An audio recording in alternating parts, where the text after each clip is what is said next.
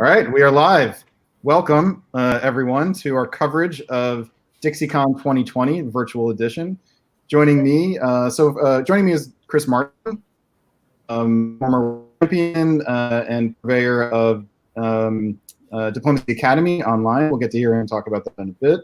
We've got current NADF president Siobhan Nolan joining us from California, and we'll get to hear him talk about that in a bit. We've got current NADF president Siobhan Nolan joining us from California. We're having a technical problem. We'll get to hear him talk about that in a bit. Somebody has the stream open. Current NADF president Not me. Not me. Somebody has this NADF president on. Not me. No. Somebody has this. It was me. I thought it might be. You're welcome. Okay. Back to it. I am Brandon Fogel, formerly a tech wizard and now a tech idiot verified. I am one of the organizers of the Windy City Weasels, which is the Chicago Diplomacy Club, and we are the hosts for this coverage today. The tournament is normally held in North Carolina, but because of the COVID problem, it's not being held in person. And instead, it's being held online. There are currently 11 boards going, which started about 3 hours ago, and we will get to those in a second. But first, let my guest commentators introduce themselves. So first, Chris, tell us a little bit about yourself. Hey, folks. Chris Martin. I am perhaps most recently you know me from the Diplomacy Academy, series of videos I've done on YouTube. I've been playing diplomacy for about 30 years. I won the World Championships back in 1998, and it's just been a downhill glide from there, basically resting on my laurels the whole time. Very excited to be this. I'm also GMing some games, so I may be a little distracted as we go through this, but really excited about doing this commentary. This is going to be a lot of fun. And Siobhan? Hi, so I'm Siobhan Nolan, current NADF president. I've been playing this game longer than I'd care to admit, and sorry, distracted by the comments over there. But yeah, I'm happy to be here. I'm really excited about what the diplomacy community has been doing since the COVID situation started. We've been doing a lot of virtual games. We've been doing these broadcasts for a while. Chris Martin has been amazing with Diplomacy Academy and other things. So happy to be here. So let's do it. All right. Without further ado, then, let us bring up some games. So I will introduce everyone to the interface that we have developed for this. We have all 11 games on this board in a list, and we've color-coded them to help us keep them apart. Each game is coded by a letter. The 1 stands for round 1, and then you've got A through K. And then each one also has a name, which the meaning of which is probably not immediately obvious to everyone watching. It was not to us, but with a little sleuthing, we've figured it out, and we'll get around to discussing that at some point. There's 2 things to see here, though. First, we've got the time to the next deadline, and this tells you what the next deadline is for the players, along with the current countdown. But then we also have the latest season that we have looked at. So we're going to, since we can't look at all 11 games at once, or even try to keep up to speed with them all in real time, we're going to look at them season by season, probably a year at a time, and this will keep track of what we've looked at and how far along in each game we are. So with that, let us, so first what we're going to do is we're going to take a browse through all 11 Spring 01s. And that will help us introduce us to each of the players in each of the games, and also just give us a sense of how each game is kicking off. And then we'll probably focus more on some games than on others, depending on what happens. So let's start out. So first of all, in board 1A, titled... Brandon, I'm sorry, just a real quick point. In the comments, Matt Shields asks, are you guys posting the links to the Backstabber so that we could go and browse these games? And we aren't. We just ask you to be patient. There's a lot going on, and we're going to run through them here. So you'll have to just sort of wait and watch with us as we work through them. And I'm sure David Hood, will, the organizer of the tournament, will make all of those links available later at some point. Yeah. So, all right, let's dive in. So the first board, 1A, is called Cherokees. And the players are Jeff Dornecki in Austria, Scott Joffrey in England, William Perkowitz in France, Joseph Wheeler in Germany, who we all know and love, Klaas de Graaf in Italy, who is a Dutch player. I've met him before. Philip Weissert in Russia, and John Anderson, the former independent presidential candidate from the 1980 election in Turkey. That's verified, right? Oh, yeah. Absolutely. Okay. Blue check mark and everything. I think Ross Perot is going to be joining us from the Great Beyond later. Okay, let us look at what happened here. A couple things jump out. First of all, we've got Turkey with no orders whatsoever. Do we have any intel on that? Chris, this is not one of the games you're doing, is that? That's not one of my games. They did show back up and get back into the game, though. So Okay. seems like just a misorder. All right, so what stands out to you guys here on this board? Chris, let's go to you first. Just super quick, France supports themselves to Burgundy, but then allows England to go into the Channel, which England does. But England doesn't go Liverpool to Wales, they go Liverpool to Eddie. So it's a threatening opening for France, but not super bad because the army went north. And then Germany wastes the time in Munich going to Burgundy, but then Italy is in Tyrolia. Those are the main things, that and the NMR, and Russia opening north. So if you're England, this feels like, would you say this is a sort of hedging bets strategy? How would you interpret the combination of opening to the Channel and to Edinburgh? If you're opening to the Channel, then Yorkshire and Edinburgh are equivalent because you can only convoy through the North Sea, right? So that doesn't really make a difference one way or the other. And Siobhan, do you see anything else on this board worth commenting?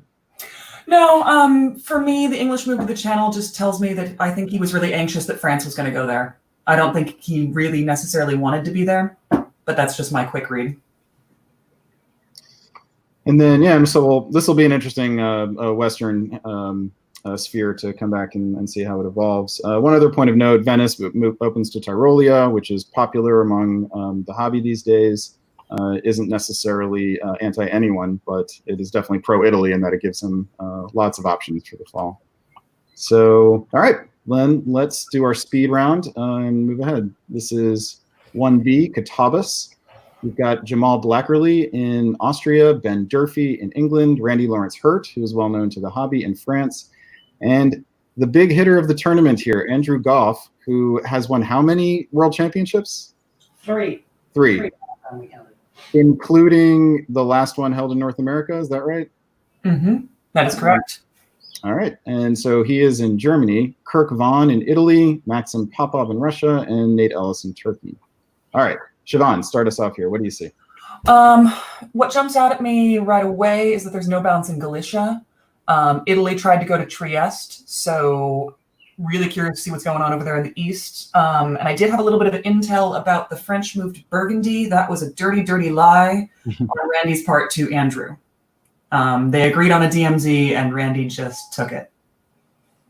So we'll definitely come back and pay some attention to this game. Randy is well known to us, as is Andrew Goff, and they're both very good players. Andrew's precedes him. Mm-hmm. And I just spotted that Italy went to Tyrrhenian Sea instead of Ionian. Yep. That is worth pointing out. What do you think that signifies? I very much dislike that move. He has made it impossible to convoy the army to Tunis, so he has to take Tunis with the fleet if he wants it. He didn't get Trieste if he thought he was going to. I don't know Kirk at all, but I think it's gonna give him problems with France. I don't think Randy's gonna like that. Chris, any further thoughts here? Sorry, I had to push some games. No, that looks that's pretty standard. The Italian one is the weird one there, right? Yeah. Mm-hmm. I mean, it looks like a gift to Turkey because it takes away the standard Lepanto. Yeah. But beyond that, if he goes to Tunis, it's largely equivalent to moving to Ionian with without a convoy. All right, let's keep on going then. Here is 1C, Tuscaroras. In Austria, we have James Kohler. In England, we have Dan Pollock, who is a longtime hobby player, very nice guy. Steve Kohler. It'd be nice to know if there's any relation between Steve and James here. Yeah, James is Steve's son. All right, that bears remembering. Oh, wow. So James, I think. Steve is the elder, James is the younger? Steve is the father, James is the son, yes. All right. We've got Jimmy, no. Christian Padone, longtime hobby player, strong player in Philadelphia, in Germany. Ariel, that needs to be fixed. Not Mendez Peñate in Italy. He's out in San Francisco near Siobhan. Thomas Brown in Russia, and Matthew Krill in Turkey. All right, Chris. What do you see here? Fleet Trieste hold jumps out at me. The aggressive English opening south jumps out at me. Other than that, it looks pretty standard. Vienna to Budapest, as opposed to the bounce in Galicia, seems like a miscalculation, frankly. Not moving to secure Greece, not moving to Venice to prevent Italy from rolling armies up. It seems like they maybe have some trust issues in all kinds of different directions. Yeah, this is really hard to not cover Galicia and not move Trieste either to Venice or Albania. Is the combination of those two is it does not bode well for the younger Kohler here. Siobhan, what do you see? Yeah, I completely agree. I can't take my eyes off of that situation that Austria is quickly going to find himself in. The strong English opening, good on you, Dan Pollock. I hope to see you follow this through. Uncharacteristic of Dan, right? He's gotten bolder in recent years, so I think that he's looking to make a splash. Literally, in the English Channel. Dan is quite a good diplomacy player, and doesn't want to maybe make a big deal about that. His style is very laid back and relaxed, but that's a super aggressive opening. Someone does point out in the comments that Dan in England is the only one who is bordering on Belgium right now. Something I'm sure France will be pointing out to him. Yeah. So we'll come back to this, but it will be fascinating when Dan has a wonderful choice here to make, right? Which is whether to cover Brest, right? What's that? Because Paris can cover Brest with no risk and cannot be stopped. Yeah, I expect to see the convoy of Belgium. I'd agree with that. But if he wants to do double reverse psychology, or maybe this is triple reverse psychology, since we've got two different options, there is a choice there. Okay, let's keep going. We've got Fort San Juan, 1D. In Austria, we've got George Zhang, who is from Chicago, and he's a younger player, just I think 20 or 21 at this point. England, Claude Worrell. France, Melinda Holly, who's a longtime hobby player, played at Weaselmoot one time, which is the Chicago tournament. In Germany, we have a hobby, let's say, entertainment legend, John Jameson. In Germany, we can, both of you guys will have a lot to say about him. Italy, we have Steve Cooley, who is also a longtime hobby player.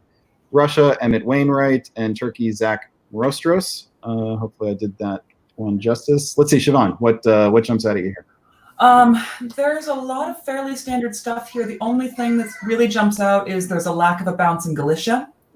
But Paris to Burgundy, fine. Munich to Ruhr, fine. Venice to Tyrolia, like you said earlier, very standard in the hobby right now. England did go to the Channel, so somebody's listening to Chris Martin. Got a lot of channel openings already. Yeah. In fact, more than Venice, Vienna, and Galicia, right? Yep. Yeah. So, I mean, nothing too exciting from my book, but... Yeah, an opportunity for Russia to go north, and they hold in Warsaw instead, and rather in Moscow, and hold in Warsaw. With the negotiated DMZ, they're like, yeah, okay, could go north, don't want to go north.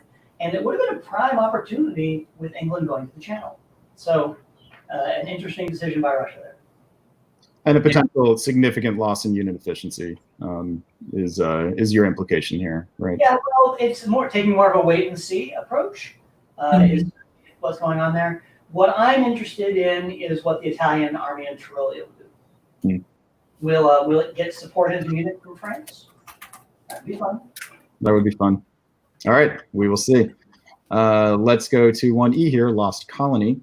In Austria, we've got Jonathan Saul. In England, Tim Richardson, longtime hobby player and all-around good guy. France, Andre Janiko. Germany, Jonathan Frank. Italy, Greg Fairbanks. Russia, Greg Geyer. And Turkey, Troy de Freitas. Do you guys know any of the other players besides Richardson on here? Yeah, both Jonathan Frank, John Saul, and Greg Fairbanks are fairly regular face-to-face players, at least historically. Greg, I want to say, now lives in the DC area. and Jonathan used to see him in some face-to-face games. John Saul, longtime Colorado player, part of the sort of Manus Hand crew that Manus Hand brought up. Also a very solid player, despite holding in Vienna. All right, let's move forward. I'm sorry, we didn't even talk about these moves, did we? Another hold in Vienna. This is astonishing. And no move to Denmark.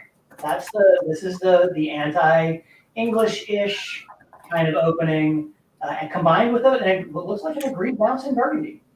And a channel move. Wow, this is really extraordinary. Yeah. More people opening to the channel than Austria's opening to Galicia. All right, and we've got Venice to Piedmont, which is the first one of those we've seen. Yeah, and Kiel to Holland, Berlin to Kiel, so guaranteed Sweden for Russia. And so far, 6 games in, no Smyrna to Armenia. So for those of you with the bingo card, haven't gotten to the Christian Klein board where Christian Klein is Turkey. All right. Yeah, if you do have some from opening, we haven't checked that one yet. All right, that is game 1E. Let's move on to F, Lambies. Here we've got Austria, Tony Swinnerton. England, Chris Barfield, who was a longtime hobby player. I've never met him. France, Vanessa Smith, also a longtime player. Germany, Gabe Rash. Hopefully I'm saying that right. Italy, Jason Massbaum, who is known to all tournament players everywhere. Russia, Samuel Feldman. And Turkey, Michael Doc Binder. I should change that to just be Doc. Former world champion Doc Binder. Yeah, there we go. And what do we have here? Siobhan. Okay, fine. Venice to Trieste. Otherwise, kind of. Well, no, France. Okay, Paris to Picardy, Marseille to Burgundy. Yeah, sorry. That's awesome. France making a play for Belgium here. That's Vanessa. I don't know her play pretty much at all. Chris, you said that she's a long-time face-to-face player, one of the founding members of the PTKS, along with Tim Richardson and some other folks. So tends to play aggressively, in my experience, tends to like to find an ally and go pretty hard. So expect to get some information from the builds as to which way she's leaning. Okay. We will see. We'll come back to that. On to 1G Blackbeard. Austria, Eddie Bresson, the legend of legends for the tournament. Everyone who has read anything about diplomacy has heard of Eddie Bresson. And we will definitely have something to say about this board. In England is another former world champion, Doug Moore. Two-time world champion, sorry. In France, we have Graham Woodring, who is a longtime hobby player. Germany, Joseph Cohen. Italy, Edwin Turnage, who's recently become active in our online community, but you guys said has also played in the hobby for a while. Russia, Ed Prem. And in Turkey, we have Wesley Ketchum, who is one of the newest Weasels, the Windy City Weasels, and he has made a big splash, getting to the top of the league standings in just his 5th or 6th game. But he does not uphold the club tradition of opening to Armenia. In fact, he does the most RT-ish thing we've seen so far, which is direct opening to Constantinople. Mm-hmm. So we do finally have a Vienna going to Galicia. I think it's just the second one. And anything else here? Looks like France is a normal, pretty standard opening. Except for Burgundy, right? That's, without support. That gives them maximum flexibility. Throw a unit in Belgium, throw a unit in Munich. Decide how they want to take Iberia. It's a great place to be if you're France. Yeah, it's nice. Siobhan, anything else here? No, aside from the RT, which you already pointed out. Venice didn't go to Tyrolia, but that would have been right. All right, we will come back to this. And moving ahead to the regulators, 1H, we've got in Austria, Mitch McConaughey, who is also a tournament GM, well known to people in the hobby. England, Caleb Winters. France, Adam Jummins. Germany, another former world champion, Nicolas Sahuguet. Italy, we have Andrew Case. Russia, Tommy Anderson, who's active in our online community. And Turkey is Jaromir Sulja. All right, what do we got here? Quick note that Mitch is not actually in the game in 1901. Spoiler, he's a replacement player for Austria, and we'll get to that in a minute. Okay. Yeah. All right, so Chris, what do you see here? I see that this is maybe the most standard of openings that we've seen. The lone exception here being again the move to the Channel, right? Bouncing Galicia, bouncing the Black Sea, Ionian and Apulia, Serbia and Albania. Very standard German opening. The only thing that's even preventing this from just sort of being a textbook vanilla face-to-face online game, face-to-face game is the London to the English Channel. And I just got to tell you guys, thank you so much. It really warms my soul that the fleet in London moved to the English Channel so often. Well, you were asking earlier this morning if anyone even listens to your advice, Chris. So I think you got your answer. Yeah. Let's see how all the Englands do in this tournament. For those who don't know, Chris Martin is the author of a very well-known paper on encouraging openings to the English Channel from England, rather.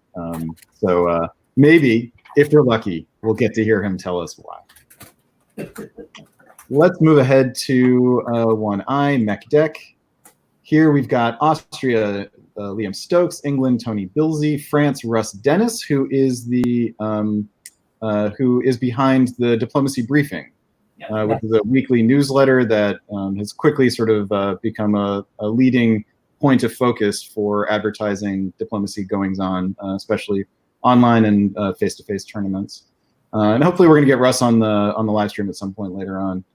In Germany, we've got Eric Hunter. Italy, Conrad Woodring, well-known hobby player. Russia, Chris Brand, former world champion, Chris Brand. And in Turkey, we've got Brian Sheldon, who everybody knows if you've ever gone to a tournament anywhere. All right, what do we got here? Siobhan, it's your turn. Oh, Russia jumps out at me right away. Moscow to Livonia, Warsaw to Ukraine, lack of a bounce in Galicia, fine bounce in black. What's with the misorder of Smyrna? Oh, because it's an army. From Brian Sheldon, who knows better. If I have the story correct, Chris Martin called Brian Sheldon, woke him up, and got him to play. So yeah, we were short about 10 players for this 11 board round. People just didn't show up. They forgot that it was happening. They failed. Something happened, right? And so we had, I think, 5 standby players waiting by. But then as we got in and started assigning people and people started signing up, we were like, person missing, person missing, person missing. And so we like really went deep onto the benches. So big thank you to Brian and all of the replacement players who came in to step up so we could get this full 11 board going on. yeah. And a special thanks to Brian for this. Army Smyrna to Aegean. So far, definitely the leading candidate for best move order Spring 01. Yeah. But let's talk about Chris Brand for just a second before we move on, because we're definitely gonna have to come back to this, because I've called Chris Brand the master of the what the fuck move that worked out, and this is a huge what the fuck move opening, right? I love it. So what are the advantages of opening to Livonia here, Siobhan? I mean, if you think you're not getting bounced in Sweden, you could convoy an army over there. If you have, I mean, I don't know. I don't like it, but I don't know. I would never do it, personally. I have a thought here. Hang on a second. I have to push again. Okay. The best time to do this is when you think Germany is going to open to Holland. Yeah. So that you can convoy to Sweden. Or when Germany has flat out told you that he's going to bounce you out of Sweden, and you want to be, moderately aggressive. It's one of those moves that kind of keeps that army in play. Says I'm not being super aggressive in the south. I'm not coming after Norway to England, so England has some flexibility. It's definitely not a beginner's move, but from Chris Brand, I'm not at all worried that it's going to cost him. Matt Shield says the advantage is it's a terrible opening. Thank you, Matt. Thanks, Matt. What do you think the odds are of Bothnia to Baltic and Livonia to Prussia here in the fall? It would depend entirely upon the negotiations, right? Mm-hmm. If Germany tells me, yeah, I'm bouncing out of Sweden, then yeah, all day. What do you got to lose? On the other hand, seeing it either step up to St. Petersburg, given what looks like a pretty aggressive English Northern opening, depending on the diplomacy, I could see this Russia expecting to get one or no builds from this. But with a moderately friendly Austria, lots of stuff could happen. You got away with DMZ and Galicia. I'm going to put a vote in for convoy to Finland, just so you guys know.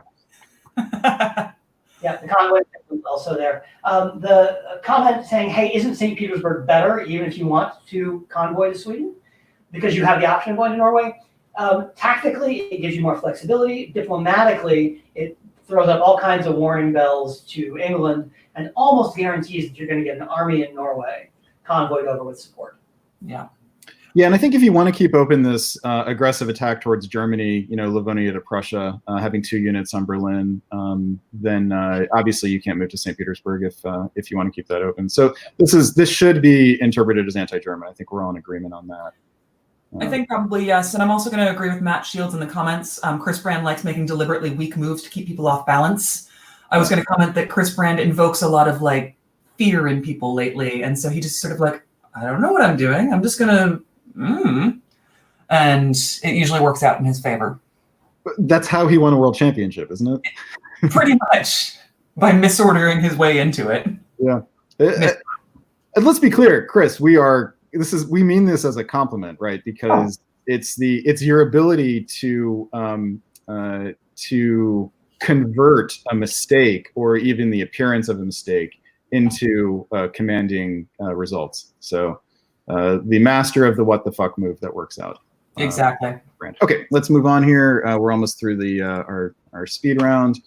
1J Halifax resolves is Austria and Dennis Peskov. England sees Hunter Catcher, who has been tearing up the tournament circuit lately, won European DixieCon late last year. Is that right, in November? And then won another tournament in the US. Is that right? I believe, yeah, he won something recently. In France, we have Adam Silverman, who is a longtime player, and I know has played on at least one World Championship top board back here in Chicago, 2016. Germany, Bill Hackenbracht, played on the top board at the World Championship in Marseille this past September. Mm-hmm. Italy, Rafael. And then in DC in 2018, he's been on 2 top boards in a row. Is that right? Awesome. Okay. Italy, Rafael Gauci. Russia, Steve Hoagie. Turkey, Luke Vanderpleg. Do you guys know any of the other players on here? I know Hunter Adam. Dennis Peskov is. Sorry, go ahead, Sean. Oh, I was just saying Hunter, Adam, and Bill are the only ones I know. Dennis Peskov is a grad student at the University of Maryland who writes about diplomacy and natural language. He's working on studies to help analyze whether people are telling the truth or lying through the use of analyzing diplomacy press. He's run a study recently that's going to be published, I think, this summer. Very exciting stuff. Sounds great. Graham Woodring points out in the comments that Hunter Catcher won Carnage last November. Yes. Thanks for that, Graham. Okay, let's look at some moves here. What do you guys see? I think, Chris, it's your turn. What I see here is Marseille holds, right? That jumps out at me. Yeah. You're not contesting Burgundy, you're not going to go to Spain early.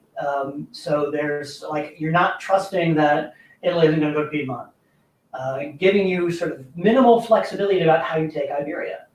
In some ways, kind of an anti-English opening in that way, in that you're going to have to go to Portugal and then you're going to have to come back out to the Mid-Atlantic Ocean or into Spain, South Coast. So there's options. Other than that, bounce in the Black Sea, bounce in Galicia, England opens standard north, Germany opens standard north. Pretty standard. Yep. Yeah, this feels like the most standard we've had so far. The 2 French orders are the 2 army orders are the only things that diverge from what's become very common. Mm-hmm. And this is just to reset this: France is Adam Silverman, England is Hunter Catcher, and Bill Hackenbracht is Germany. So 3 very strong players in the West. We'll definitely keep some focus on this game. Oh yeah. And then to finish our speed round, we've got Kings Mountain, finds Austria as Peter Silverman, Mike Walsh in England, Mario Huys. Huys, do you guys know how to say that? Yeah, I do. I think it's Huys, yeah. Huys in France, Yaroslav Bartko in Germany, George Linkert, who is a Minnesota player that we've watched play a couple times now in Italy, Daniel Peterson in Russia, and Chicago legend Christian Klein, who has only recently begun making his way into more hobby-related events in Turkey. And Christian Klein gives us finally what Chicago is known for, which is Smyrna to Armenia, named after our very own Matt Sundstrom. Thank you, Christian Klein, for doing that for us. And we have yeah. That's France goes to the channel. This is our only French Brest to the English channel opening, I believe.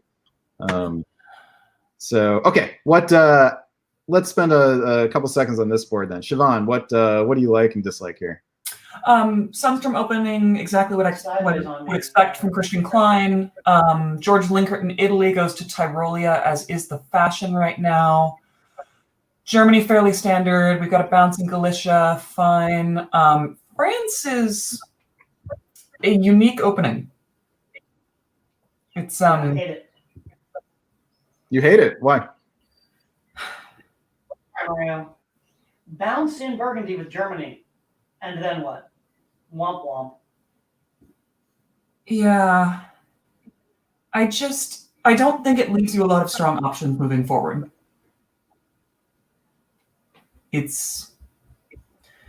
We'll see where it goes. I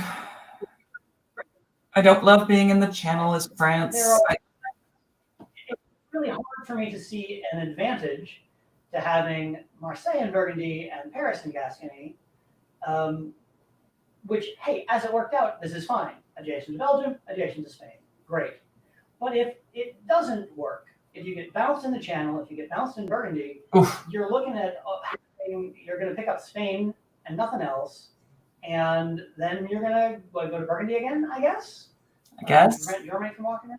It's if you want to be in Burgundy, support Paris to Burgundy. Yeah, is my doctrine. Some people think that's too aggressive for France and too anti-German. I don't see it that way.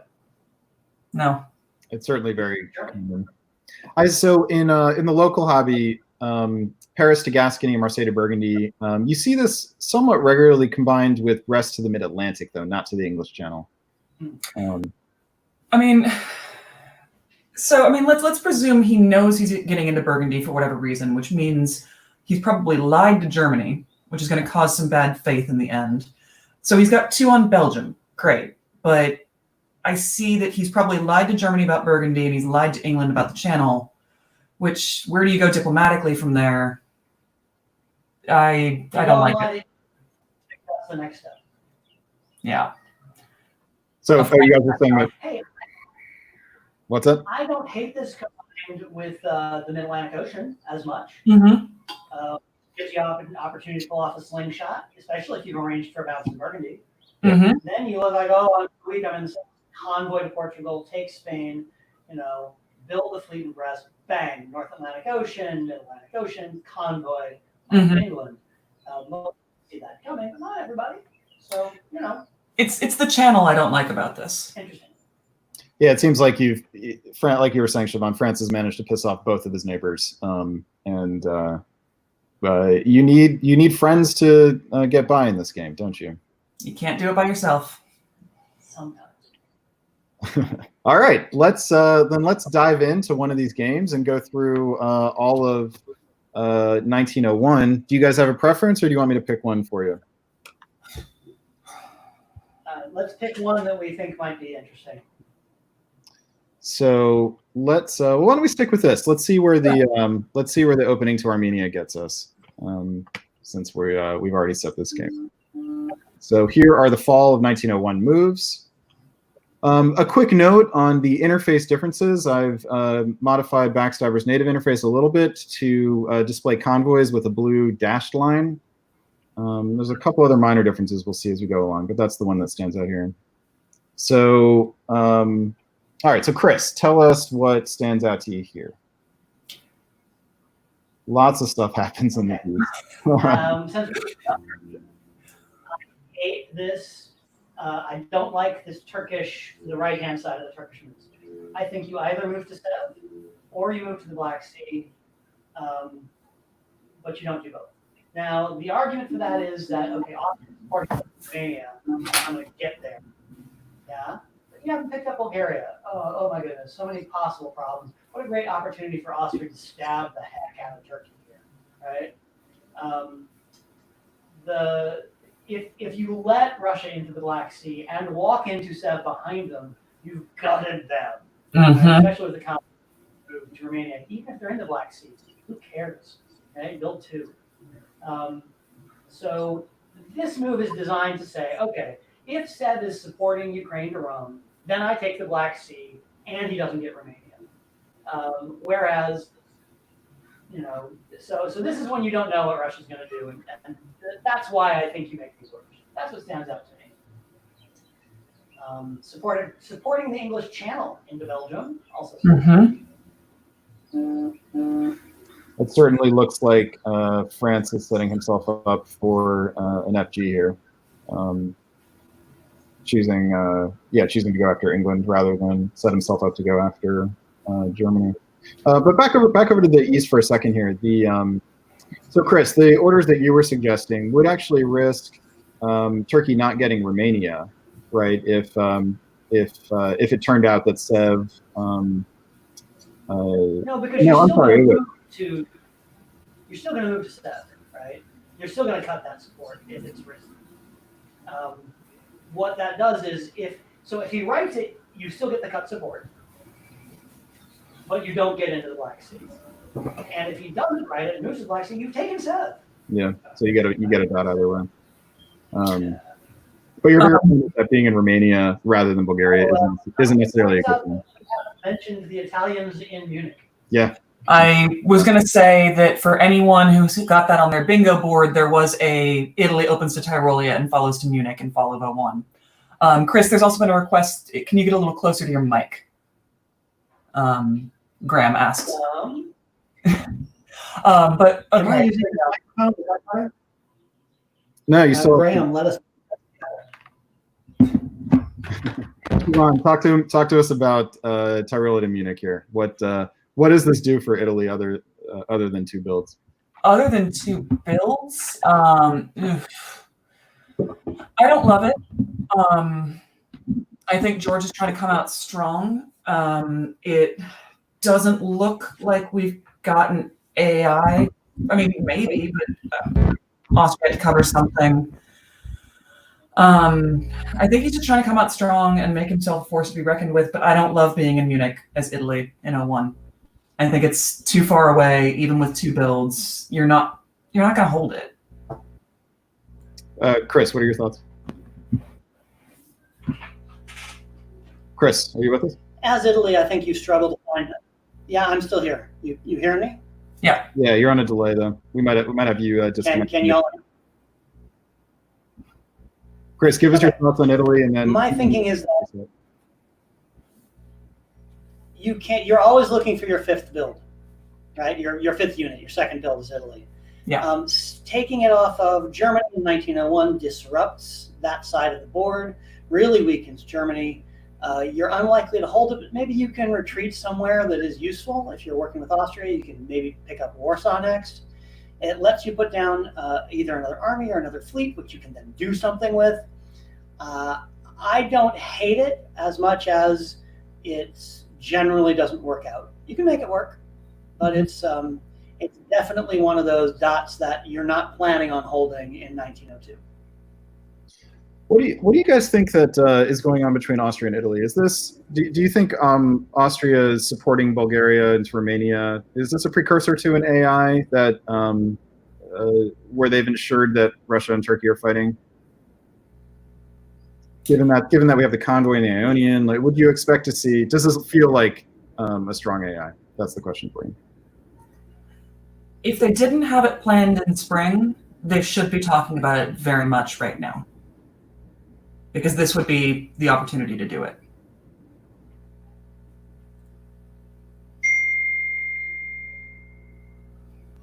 All right, then. Yeah, Is there it's a great anything- setup for an AI. Yeah, it's a fantastic setup for that. You support yourself to both. Yeah, Austria supports Russia from Galicia back into Romania, supports themselves into Bulgaria. Turkey can be pinned down very easily from here and then killed. Love it. And it wouldn't surprise me, knowing that Christian Klein is in Turkey, that they're just like, why don't we just deal with that, and then we'll come back to everything else. And Italy might, George Linkert may have some experience with Christian Klein. Don't remember off the top of my head if they played together or not. Okay, so Italy, Turkey's build will, determine some tactics here, but for Austria and Italy, if they are indeed working together. In the West, we've got English Channel France putting the fleet in Belgium rather than an army, and a bounce in Sweden. All right, let's have a look at builds here. Fleet London, Fleet Brest, Army Paris, fine. Double Fleet for Italy, and Fleet Con for Turkey. No surprise with Fleet Con, although it gives Italy a walk into Eastern Med here. Yeah. So France. This was the France that had the opening that you guys weren't so crazy about. It seems to have worked out for him, though, especially given that Germany is hobbled. So as long as that Italian army doesn't get up to any mischief, and without an army build in Venice, although Italy could easily send fleets west here, right? Italy has a bunch of options here. Okay, anything else you guys see here that's worth talking about?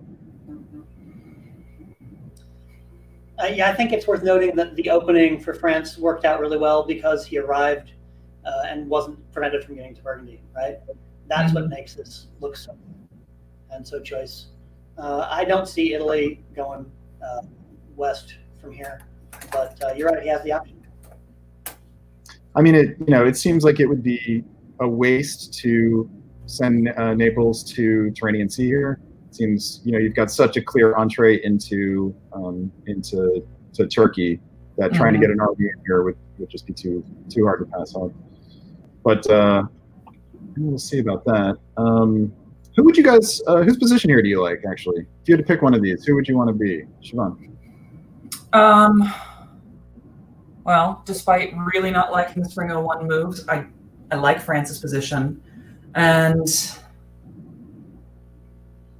I think Austria has a lot of possibilities here. With how badly I think Turkey's going to have issues, I think Austria has room for growth. I think Italy's going to get spread out in that fight. So, France or Austria?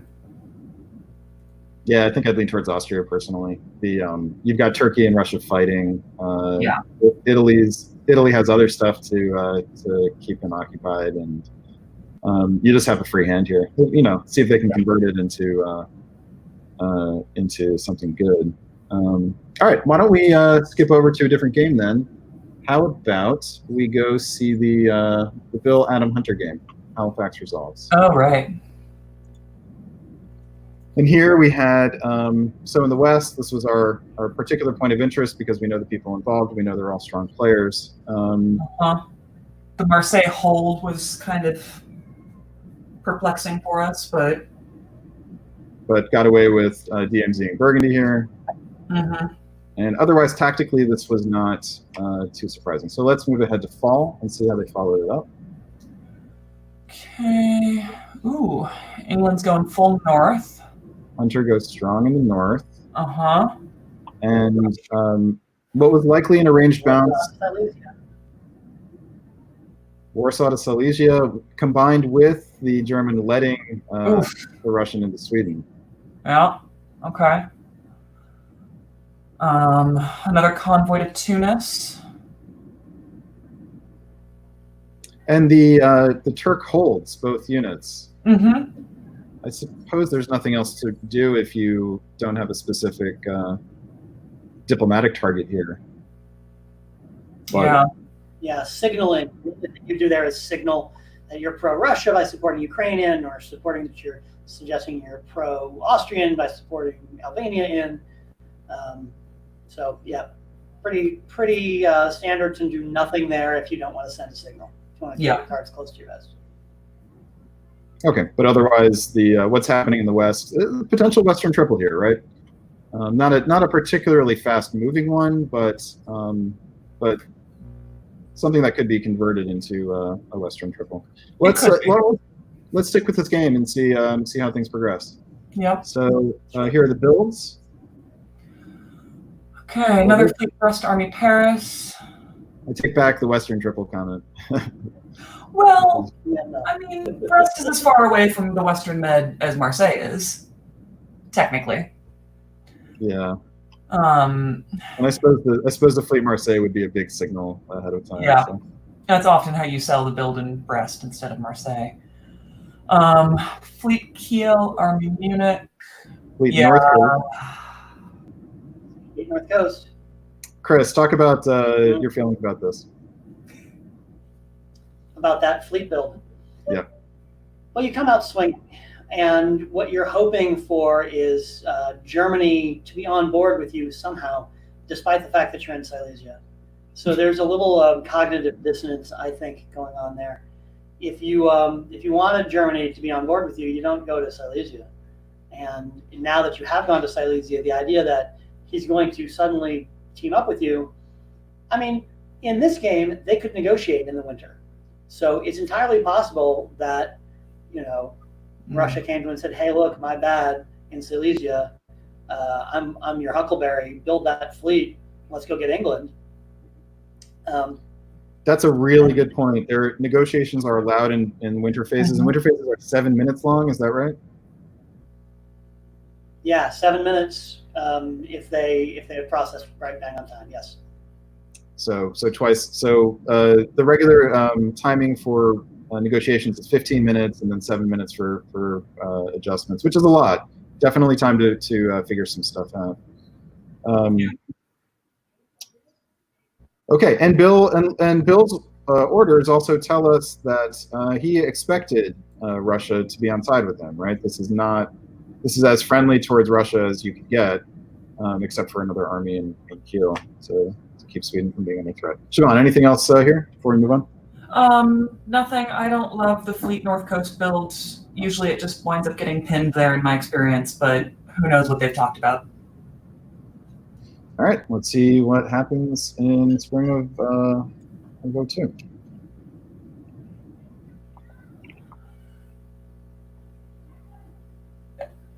All right, Germany and Russia have figured their stuff out. Well, oh no, I'm sorry, they have not figured their stuff out. Germany's figured it out for him. So, sorry, there's a lot of arrows there. Denmark gets into Sweden with Norway's support. Slight adjustment from Backstabbers interface. I've added a dash line to indicate the retreat, but it's still roughly the same color. We have no army movements from Germany on the Western Front, which indicates a wait and see attitude. So it'll be interesting to see how this evolves. It's worth noting that Germany could take Belgium without any trouble if he wanted to in this fall phase. Okay, Mid-Atlantic, bouncing the channel. All the French armies are coming back. Oof. Austria supports Ionian to the Aegean. Mm-hmm. Good job. All right. Then, last but not least, Romania supports Greece to Bulgaria. Oh, which was not taken. Wasn't taken, but it's because the support was being made for the Aegean. Mm-hmm. Expect something like that to go in the fall. I wouldn't be surprised at all to see that succeed in the fall. That would suggest that Galicia was an arranged bounce, and Budapest just supported Serbia. Serbia did nothing then, looks like. Well, I would say that Russia made the offer. Austria's like, yeah, whatevs. But didn't support the move to Galicia. Yeah. Instead, making sure that no, Romanian, Bulgarian attack on Serbia would succeed. I don't like Trieste hold here. No reason not to either support Serbia or move to Vienna behind it. They're sitting there is kind of weak. That said, Italy and Austria working together. Definitely see it. Mm-hmm. Yeah, and you have to think about strategy. Right? He's hoping to help Austria against Turkey while also getting pummeled in the north. This this looks like it could be a relatively quick game for Russia. Steve Hogue, we don't know anything about him. Okay, let's move forward then and see how spring of 1902 looks. Very interesting. So sticking in the east here, Serbia is supported on his own by Austria into Bulgaria, gets the critical support cut from Italy, who gets into the Eastern Med anyway without supporting himself in, because Turkey just wants to cover Smyrna. And Russia and Turkey wasting units mounting in the Black Sea at this point amid the onslaught of their neighbors. Very interesting here, though. So Hackenbracht suffers the first unkind cut of the game here. Italy supports Russia into Munich. So let's see if we can speculate about what is said about the overall line structure of the board. Chris, what do you make about this? So this is a really strong AI. I love the dynamic movement here by Italy to both sort of mess up Germany and say, hey, Russia, I'm your buddy, I'm helping you out here, while at the same time, Austria offers them nothing, right? Not attacking them, not taking dots from them, not following up Trieste to Serbia, not for nothing. Where is Austria going to build? Exactly. Yeah. I mean, it's not a problem if you don't want to win. Then it's a fine strategy. That should be a spot on the bingo card, shouldn't it? Yeah. Not leaving yourself loose. Yeah. This. The French and the English have started to fight. So you kind of see Hunter and Adam sparring. Germany, Bill doesn't run in on Belgium, although he could have done. And Burgundy doesn't offer support to Munich, which it could have done. It would have mattered. So West looks like a bit of a mess, and AI are working together, and that bodes well for them. Did Belgium support Brest to the English Channel? Is that what I'm seeing there? Yes. Good job, Belgian Army. I'm going to assume that this was a joke on Adam's part. Yeah. I'm agreeing with the comments here. This board is a mess. It's a hot mess. So that wasn't a rant.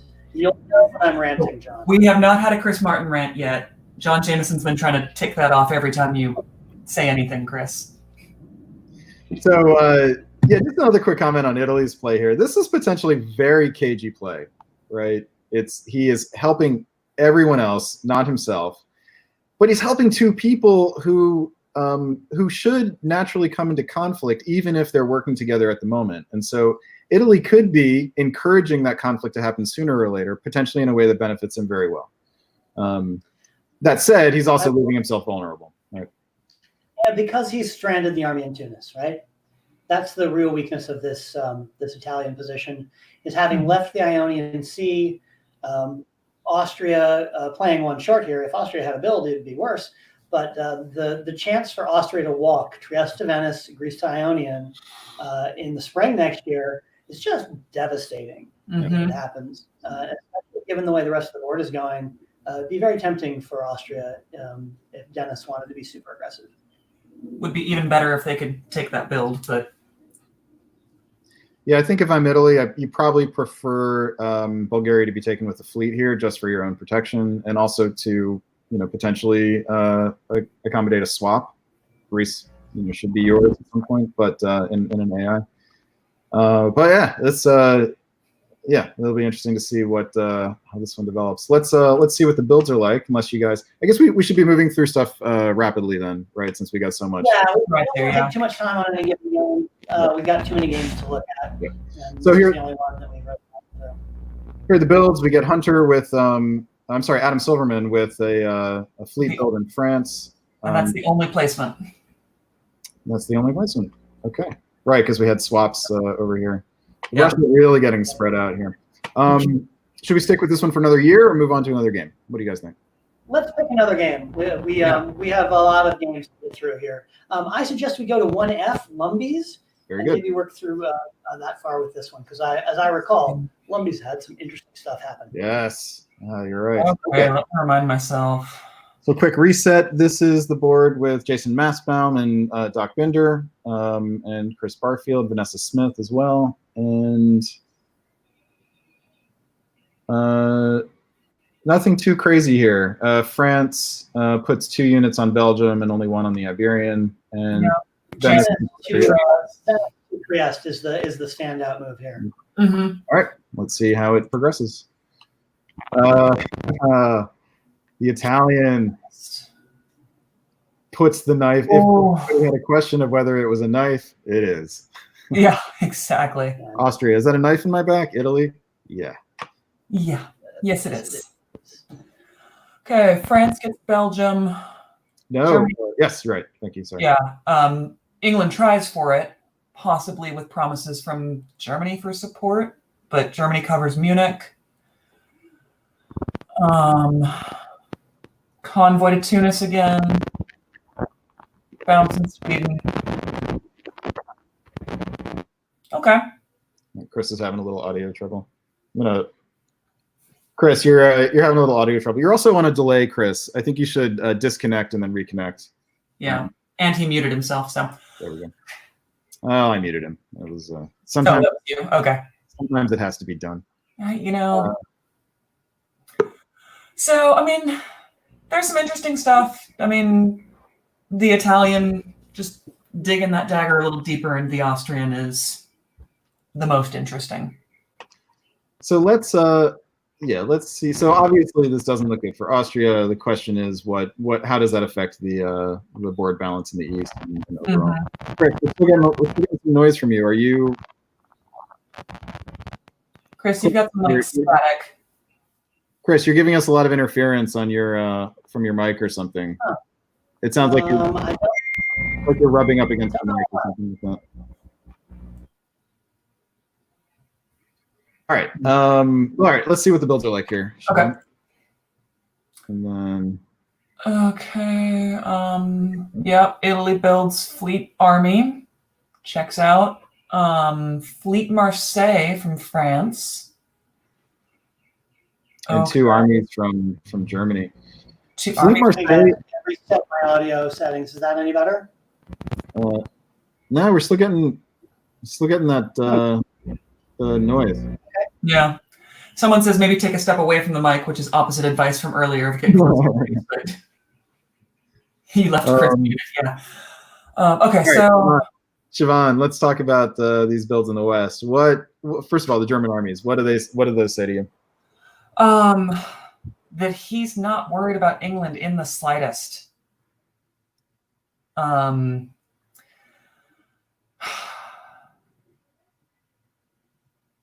we had the Russian going to Finland. Actually, we didn't. The Russian went to. We opened to Finland. Did we miss that the first time? We did. Yeah, we must have missed it. Okay. All right. Well, that was taking a page out of that one live stream day where both boards opened to Finland.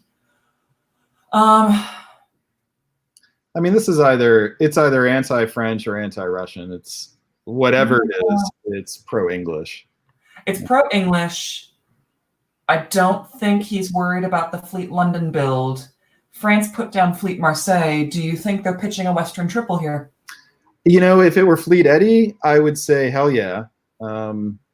I think without Fleet Eddie, England's options are limited for the Western triple, unless he's got a deal to get Sweden, in which case he gets Sweden and convoys to Norway. But then what does he do with Fleet London, right? I mean, that's exactly the problem. It has to be Fleet Eddie in that case. So either it's a bad build for a Western triple, or they're going against France as an EG. I mean, the nice thing about this build for England is that you just don't have to worry about Germany coming at you, and Russia didn't build in St. Petersburg, so England kind of has this, and plus with the fleet build in Marseille, I mean, England's really got a free ride here, just not as much expansion potential as you would want as England. Yeah. So, I mean, let's see how they play this, but I think that France has problems, but it's going to take them a while to whittle them down. Chris, I see you're back. Hey, I've changed to the microphone that's attached to my webcam. Any better? Much better. Much better. Okay, there you go. So Chris, quick comments here before we move on. We were just talking about the two army builds combined with the other builds in the West, whether it's the Western Triple. The fleet build in London versus Eddie is complicates that. What do you like and dislike here? Well, if I was Germany, I'd want those armies too. I think it's one of those things where you're encouraging France to attack you if you don't put down 2 armies. And you're making yourself a little more vulnerable to Russia, but Russia looks like they have other things that they're trying to accomplish. So it's specifically taking Belgium with an army here, plus the army in Burgundy that says to you, Germany built 2 armies here. Okay. Yeah, absolutely. Now the fleet in Marseille is like, hey man, no harm, no foul, right? But it's still, the supported move to Ruhr is always a threat. Which means that you kind of are stuck putting an army in Kiel, and then a fleet in Berlin is just weaker than the fleet in Kiel. So 2 armies. Yeah. What's the fleet in Berlin going to do? What is it? Go to the Baltic and take Sweden. Yeah. You go to the Baltic Sea and take Sweden. I'm sorry. The army. What is the army Berlin useful for? Oh, army in Berlin follows. But it's so it should be guaranteed, right? So then you're protecting yourself against actually both the French and an English joint attack in this case. That's what you're really worried about. Although if they're both coming, you're still going to die because you're not, stopping Helgoland Light or Skagerrak, and if North cuts Holland, then Ruhr isn't a guarantee. So there's bad things that can happen if you're getting ganged up on as Germany here, but you do kind of forward up a little bit. Is your point that going for Sweden in this case actually isn't? It's a bit. Sorry, what was that? Yeah, I'm saying that like Sweden, if you are uncertain that you have allies, maybe putting Russia in Sweden is the right answer here. Maybe that Russia can help you and support Denmark to hold. Yeah. So ultimately, that's the big advantage of the army build is that it improves your diplomatic situation by creating possible allies that could alienate people, and also force you to go for Sweden, right? So if you have a knife, you're going to use it, as they like to say. Right. Okay. Let's see what happens here in 02. So here, spring of 02.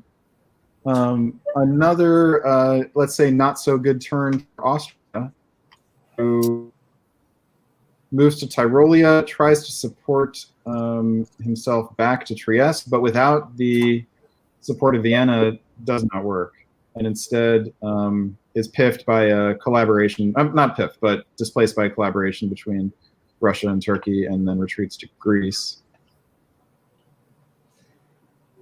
Italy. Yeah, that's looking pretty bad. Yep. So Italy tries to convoy to Albania. Yep. And so Vienna supporting this move, it wouldn't have worked anyway because Albania was cut. Huh.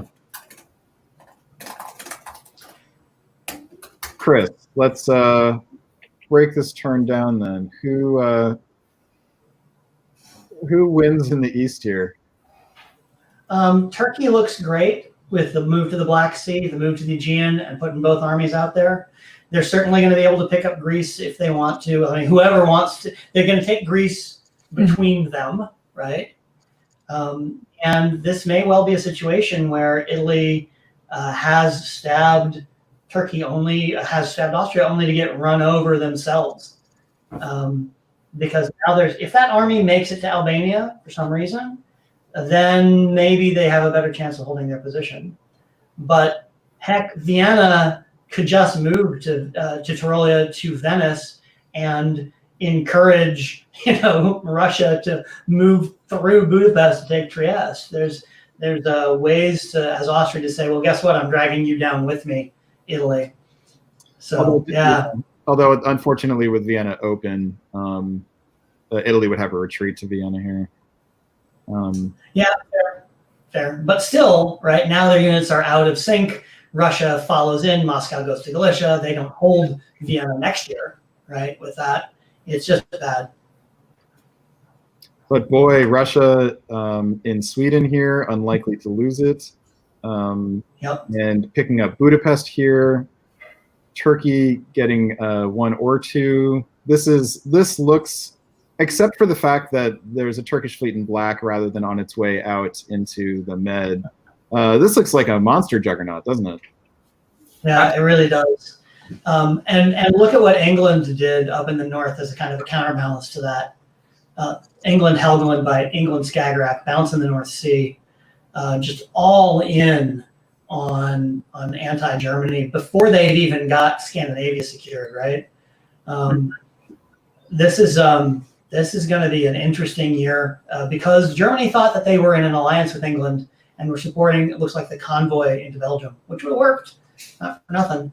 But England decided they would rather work with France. Yeah, the supporting the convoy with the move from Denmark to North. It's interesting, right? If North is convoying, then the move doesn't make any difference. So it's a little bit of bet hedging from Germany. Yep. Okay, let us, Siobhan, any further thoughts here? Shall we move to? 11 the RT. All right. Oh my God. Sorry, I was distracted with the. Yeah, no problem. I should have let you go. All right, so here is fall of 1902. We've got Russia and England collaborating against Germany. France moves into the Western Med rather than joining in an attack on England. Interesting. Yeah. Turkey does indeed get Greece. Black Sea goes to Khan to move that fleet out. I mean, that's brutal. Russia picks up Vienna and Budapest. So that's it for Austria, yeah? This is, yeah, Austria goes out in 1902, for those of you who have that on your bingo card. Yeah. Have fun. Russia picks up 3 builds in 1902. Oh, it's pretty good. And they put England into Denmark. So Norway is, yeah. So they've got some decisions to make with builds. What would you build here if you're Russia? Let's get some build proposals. Okay. Big strategic decision here, right? Big indication of strategic direction.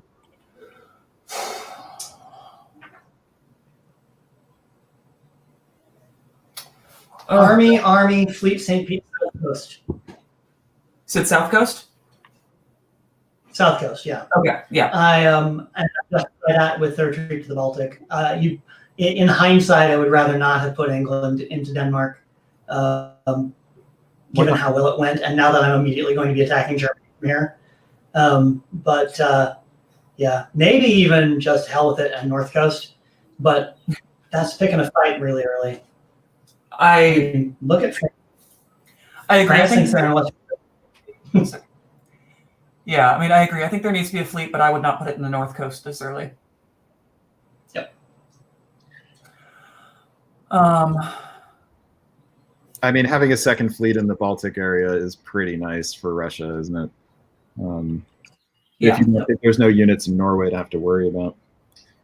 What do you guys make of France moving to the Western Med here? This is a bit of a surprise move. Yeah, I was going to say, sorry, Chris, I'm just going to, we thought England and France were teaming up against Germany, but France seems to want no part of that German fight, which is going to make it really slow for England. And Western Med, anxious about Italy? Mediterranean Sea was just sitting there. Yeah. And the support move to the Western Med says, holy crap, look how quickly RT are advancing. Mm-hmm. I better be ready to prop up the Ionian, right? Yeah. 1904, 1903. Oh, God. So that's getting there early. And what else are you going to do with those fleets if you're not, Germany isn't attacking England. I don't think you roll up against England by yourself here. Put down a fleet in Marseille or an army in Marseille and try and get some of those Italian dots before Turkey gets there. And hold off as long as you can, yeah. All right, let's see what happened here. Quick question for you, Brandon. Do you have anyone in the waiting room? Yes, we have Tanya. Hey, Tanya. Let's just wanted to make sure that she was actually in the right place. Yeah. I'm going to actually step out for a minute and get some extra jamming stuff done here, and we'll welcome Tanya in. All right. So see you in a bit, Chris. And hello, Tanya Gill. Hey, can you hear me? Yes, we can. Okay, Tanya. great. Tanya, introduce yourself to the audience. I'm Tanya, and I play diplomacy sometimes. I'm from Canada. Yeah. I can't really fill in Chris's shoes, but maybe I can say interesting comments. I don't know. We'll You see. have much better audio than Chris did, so you're already. Oh, well, that's not a very high bar, so. So, Tanya, how long have you been playing diplomacy? I think I started in 2015, so about 5 years, but face to face for 3, maybe. Yeah. How did you come to diplomacy? What hooked you? So actually, someone from my debate club played quite a bit online, and then he got everyone to play, and really, like, I played one game, and then I was hooked. Just couldn't stop. So that's really it. Real quick, what is it that you like, though? Can you summarize it? I love strategy, and on top of that, I love social deduction / manipulation games. So I think like diplomacy is a perfect mix of both of those. That's what makes it fun. Though I can't say my strategy is as good as my diplomatic capabilities, but we're getting better. So I think the people who've been on boards with you would beg to differ. So I won't raise your hackles by mentioning you know what, but Tanya has had success in the face-to-face hobby and a lot of success online, from what I've been told. Moderate. Moderate. Good. All right. Well, do you want to look at some games with us? Yeah, that'd be great. So I've been following, so let's see. I can't.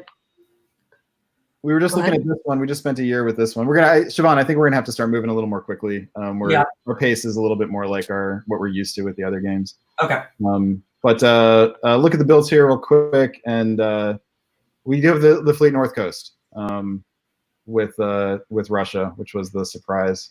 And a Fleet South Coast, or Fleet Marseille here for France, but also Fleet Edinburgh for England. So it looks like England knew that conflict with France was on its way. With Russia? Yeah. Okay, let's pick another game here. Tanya, is there anyone that you especially want to see? You go for it. You're a bit more, in tune with these than I am right now. Let's go to the golf game. How about that? Yeah, actually, we haven't looked at golf in a while. All right, so this is 1B Catawbas. We've got Andrew Goff, world champion extraordinaire in Germany, and Randy Lawrence Hurt, who is a well-known and strong hobby player in France, from Boston, right? He's one of the organizers of the Boston crew. That's correct. All right, so quick reset here. We had Italy open into the Tyrrhenian Sea, and that was the most remarkable thing here. The DMZ in Galicia also remarkable. So here's what happened in fall of 1901. Oh, wow, the Albania to Ionian. Oh yes. Respect. Wow. Anya, what does that say to you? Me, I don't think I've ever seen that move before. So this is exciting. I don't know why you would want to maybe do that right off the bat instead of just taking Greece, but I guess it makes for an interesting opening. Yeah, Siobhan, what do you think? I like it. For Austria to pass up a build, but Ionia is usually worth at least a dot. You like it? I like it. I don't think I've ever seen it. I mean, he's got a friend in Turkey. So yeah, let's point out he also supported Turkey into Romania here, bouncing with Russia and preventing Russia from getting a build from up here. Yeah. Don't be distracted, by the way, by Andrew Goff's mind melding Denmark to Syria move. So that's classic Andrew Goff. Yeah. So let's see. We got Chris. So Chris, what do you think about Albania and Ionian here? So the Blue Water Lepanto is how this is sometimes phrased, although in that you're usually not doing stuff you're doing with Turkey here. Setting up to have Italy build the Fleet Naples, dislodge you from Ionian, take the aggressive retreat forward into Aegean or Eastern Med, whichever one is available. But usually you also pick up Greece, with another army, or it's got possibilities here. It's this is one of those cases where you're really trying to get Russia and Turkey to pick a fight, and you're like, oh, you're going to open to the Tyrrhenian Sea? I guess I'll go to the Ionian. See what happens. Yeah, like Italy in that other game, this is a case where Austria is helping other people more than himself. It's potentially cagey in that it may, it may create opportunities for him in the future, but also creates vulnerabilities. What about Andrew Goff's play here in the north? Tanya, what do you make of Goff's moves? Does anything stand out to you here? Well, he lets Russia into Sweden, which I think is probably the right move, given what happened in the south. And then why do you think that? Does England manage to put that? No. Okay, so they bounced in Bell, right? There's no army in Bell. Yeah. Okay. The Red Army means there were red arrows in the back. But Tanya, say a bit more about why you think letting Russia into Sweden is the right thing to do here. Well, I think they'll probably need to, stay in the game to put some balance. If it is an, AT, I would want Russia to not really fall to Turkey that fast. I don't remember what the spring moves were, but I'm generally the kind of Germany that gives Sweden to Russia anyway. So, you don't want an angry fleet in the Baltic. There's a lot of benefits to that, especially if you don't know if it's going to be an EF attacking you. Got it. And then also Goff leaving Munich open and getting away with it. Yeah. We've talked about this a bunch on our live streams. This is something that good players often do. And good players know that good players often do this. So a good player in France can sometimes take advantage of that. Randy Lawrence Hurt did not do that. So let's see. I don't think he's going to piss off Goff so fast. That's also a factor. Well, the move to Burgundy was apparently a bald-faced lie to Goff, so right. that irritated him in the first place. What's the expression? If you come at the king, you best not miss. That's exactly. No, Randy clearly didn't think he had a fatal opportunity there. So builds. We've got a fleet army, pretty standard for Germany. France does not build in Paris. Puts the army in Marseille. I see some head shaking from Chris Martin. Tell us about that. What are you going to do from Marseille that you want to do that you weren't going to do from Paris? Piedmont. Yeah. Is it time to move on Italy? Maybe it's a Western triple of some sort. The fleets in Brest and London say to me. Yeah. I mean, not impossible, but like from here, very low percentage on England doing anything but supporting themselves for the channel. And now you got to fight. And if you think that's going to happen, then you probably want to be in Picardy to influence Belgium. Might be that Marseille just supports Burgundy here. And you're like, all right, Mr. Goff, you take Belgium. Yeah. And Spain hikes its way back and. Yeah, so I don't want to spend too much time on this. We should move on. But I am curious to know. So Tanya, you've played on boards with really highly esteemed players before, right? And you, like me, are fairly new to this. Can you talk a little bit about what your strategy would be if you were placed next to a hobby legend, someone who's won multiple world championships? Yeah, Goff is pretty intimidating to play with. I'm generally not going to be the one to piss him off first. If I can get England on my side, and I know England for sure would be on my side, then I would be tempted. But, I would play a slower game, I think, for sure. So which may be what Randy is defaulting to after an aggressive opening that looked like it wasn't going to pan out. Let's move ahead here. Here's what happened in spring of 2002, and we have the German supporting himself to Burgundy without success, but supporting the English army into Belgium, which does make it. A self-bounce in Baltic. I don't. Yeah, I still don't think that Germany wants Russia to be, super weak at this point. So I think that makes sense. Okay, so southbound and Baltic, that feels very like an Andrew Goff move to me. Like, hey, I'm not doing anything, just going to keep you out, keep you honest. Mm-hmm. Supported the English army to Belgium. Does that seem productive or counterproductive to you, Siobhan? I think it's smart. We have talked a lot about this, and the English armies don't always want to be in Belgium. I think it helps Goff. He doesn't need the dot yet. It doesn't help the English position. So now he's got the choice of using North to support Belgium to hold in the fall, or supporting himself to the Channel to bounce Randy. I don't think this is good for the English player at all. It doesn't. Also, go ahead, Tanya. Oh, sorry. Just Chris, you were right about the forward retreat into the Aegean.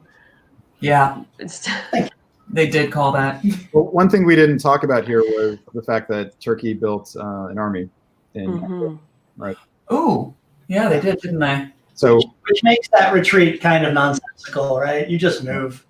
Yeah. No point in like the theater at this juncture. You just go.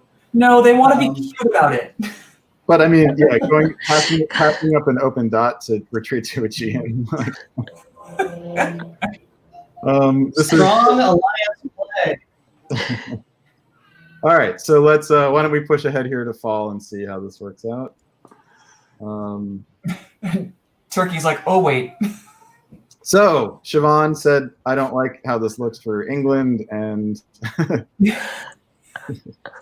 didn't take long for that Belgian army to die, did it? Yeah, it's Belgium. I'm not seeing the update. What's that, Chris? There it is. Oh yeah, there it is. Yeah, I wasn't seeing the update. Yeah, go figure. Belgium is where English armies go to die. We've said it many times. It's on some of your bingo cards. I have a question. Sure. Italy moved to Piedmont and then held.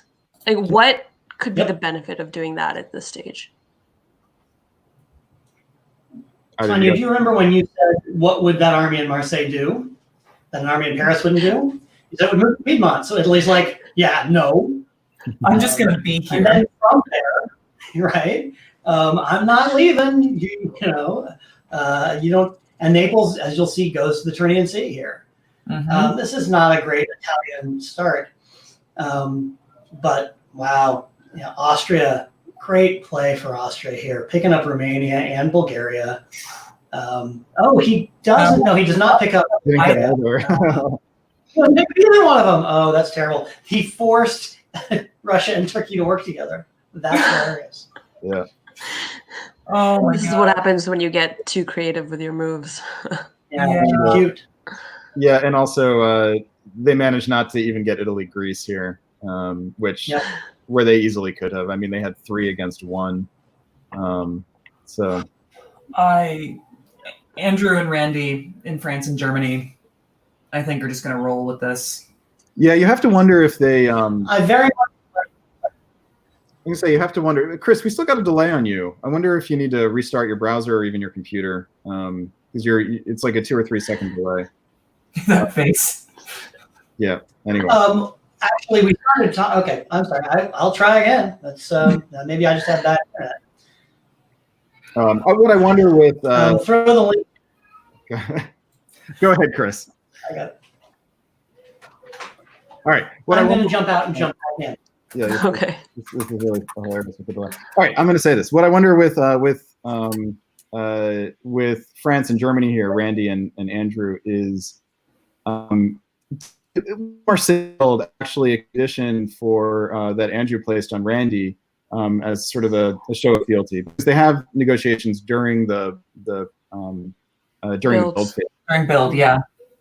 But then I also wonder if the two of them have looked at this board and said, if we work together, then we'll roll it over.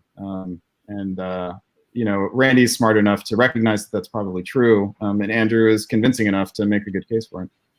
Yeah. Yeah, that makes a lot of sense. Also, Warsaw, why not just move to Gal? No reason, really. Right. Yeah, that's a bad hold. All right, let's push ahead another year here. I think we need to go a little further with one game. So we get a fleet build here. Clearly, France is fully on board with the FG and an army build for Liverpool, which is interesting. Here are the spring moves. Defensive. North Atlantic and Irish. Love it, Randy. But the Mid-Atlantic is interesting. Given the move to Tyrrhenian Sea, it's not so bad. No. Yeah. That was needed. South bounce in Burgundy as Burgundy pulls back to Gascony. Fine. Yeah, no, that's beautiful. What ridiculous support is Holland making? That's a good question. I don't have the ability to show. Something. Probably Norway to Ankh. I don't know, or Something like that. It's something like that. Yeah. Andrew Goff, even in face-to-face, likes writing those kinds of orders. So Yeah. Moscow pulls up to St. Pete. Someone finally takes Romania. And In the spring. yeah, may not be able to hold it. Chris, So you've got an. talk about Andrew's play here for a second. He has a lot of options now in the fall here. He could stick with the alliance with France. He could even do a turnabout here. What would you expect here in the fall? Call on someone, Brendan. That was for you. That was for you. Oh, okay. Sorry. I don't see him one-dotting Randy here. Just not enough room to grow in there. He would just pull one of those northern fleets, and then you'd have to fight through 3 French armies. I expect him to slow play this, right? Very patiently. He's encouraged Russia to come north and take Norway. Expect that to happen. Mhm. France set up to convoy to Clyde, but now really can't because Italy has wisely said, let's slow that down. So I expect Andrew to just be patient this turn and work the diplomacy. Tanya, you were going to say something. Oh, I was just going to say the pretty clear RT forming now with Italy going west probably means we see Austria falling quite soon. You think RT And then the upper hand here over Austria and Italy? I feel like the 3 Turkish armies aren't that great to do anything quite yet. But other than that, like, if Italy is going to focus on France, I don't see why they shouldn't be able to. Though the move to Moscow means that Russia's going to start also attacking or supporting England in the north. Is there? Yeah, and it looks like Norway should be a done deal. You'd expect Goff to hit north here again. Siobhan, you should all laugh at this question, but I feel like it has to be asked because for most normal humans, it should be asked in this question. Is there a risk of Germany, of Andrew Goff outsmarting himself? Outsmarting himself? By helping everyone around him, not to his own benefit. No, I've seen this from Andrew Goff a number of times, and he will slow play this. Randy's going to get a lot of the initial winnings. Randy, I see you in the comments. Don't give me any spoilers.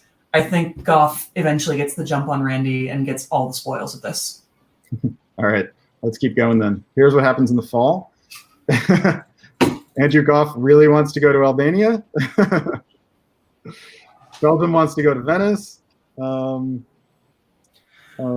Yeah, so Randy had Liverpool guaranteed, so a stab would have been especially dumb at that point on Andrew's part. But it should be pointed out that Goff does not hit north here. North holding Norway would have worked. So this is potentially a little mini stab here. Just everything moves to Albania. Yeah. And Turkey loses Bulgaria. It goes to Serbia. So a lot of activity here. A lot of centers changing hands. I mean, what time is it in Australia right now? Maybe he's just going crazy in the middle of the night. I love the confidence of these moves. So wow. Which one? You mean Goff's moves of not? Yeah. Is he? Why? Is he basically saying I don't even need these pieces? Who needs orders? Yes. Here's Oh three. my God. He And even got Randy in on it with the move to Venice. What we can't see actually is whether Romania and Munich also did this. I would presume they did, but I want to get. I'm guessing that they probably did, yeah. Yeah. So all 5 of his units would have had nonsense raiders. Good for you, Andrew Goff. Oh my God. Well, and this is one of the things. I actually was on Ambien Kaner's podcast last night, and I talked about actually Andrew Goff very much specifically by name as a player who does this patient, slow, not super worried about tempo, not super worried about what his dot count is right now. As long as his position is solid, he wants to move the rest of the board where he wants it and make that happen. Mm-hmm. And if that happens and it all works, then he's very happy to play a slow game. And look at that. No one is attacking him. Like he's got no enemies on this board. I mean, we've got Norway to Skag, which is just give up on Norway because you think you're going to lose it, and because Andrew Goff made a supported attack on North last turn. Fine, but if that's the biggest problem that Germany has at this point in the game. Let's keep going here. England. England goes full Janissary here. Randy, take all my dots. Could this be a fly in the ointment of Andrew's master plan? And we have army builds rather than a fleet build in the north for Russia. This Figure Russia to be worried about Austria, with that army in Moscow at least. Yeah. And all right, let's move a little faster here. So here are the spring orders for this one. We have a stab. Yeah. Well, potentially, I suppose this was arranged. That could very easily be a, hey, Randy, you're growing very quickly. You need to throw me something. Mm-hmm. Yeah, and combined with the move from Munich to Tyrolia rather than a follow-up to Burgundy, that's a good. Yeah. And maybe expect a convoy across an army to go to the island from here. To London. With the North Sea only being able to cover Eddie or London. Mm-hmm. Clyde go to Eddie. Maybe, English Channel convoys, maybe a German army to London. Who knows? Oh yeah. Was it right out in the fall? That would be delightful. And let's also. I do think we're maybe getting a little ahead on this game compared to some others. Mm-hmm. I would just say though, the France move to Burgundy means like there's not total trust in that alliance. Yeah. But does anyone ever really totally trust Andrew Goff? And then we have a convoy into Smyrna. The Bulgaria Smyrna, there's a lot happening in the east too, and I don't want to ignore it, but I think Chris is right. There's a number of games that we haven't looked at since spring of 01. Yeah, let's finish the year here. Let's go in whole year chunks, and then we'll move on to another game. Okay, so this one's in 19. Yeah, this one's in 1908 already. So here's so we do have the convoy to London as predicted. He takes Eddie and London, but loses Belgium, but planned in this case. It very much looks like. Mm-hmm. Marseille and Piedmont. And let's point out Andrew Goff And Tyrolia supports Marseille. Into Piedmont, yeah. Sweden, Andrew Goff has gotten Russia to tap Skagerrak for him, which guarantees that Denmark is safe. What were we going to say, Chris? Yeah, I was going to say that it's just a solid, rock solid FG at this point. Marseille gets cleared for the build, and even though Germany isn't putting a unit down, he's in great shape. He's in Tyrolia. He is putting looks like yeah, he gets a build. Belgium. Germany. Oh, because he picks up. Yeah, fair point. Yeah, so that's just solid. Yeah. solid. I don't like it if I'm Russia. If I'm Russia, the time for England supporting me to Denmark was right now. Yeah. Or England, convoys Norway to Denmark with support. That would work too. Because you got to know that. I mean, maybe not. I mean, if you're Maxim, maybe you think that you still got Austrian problems.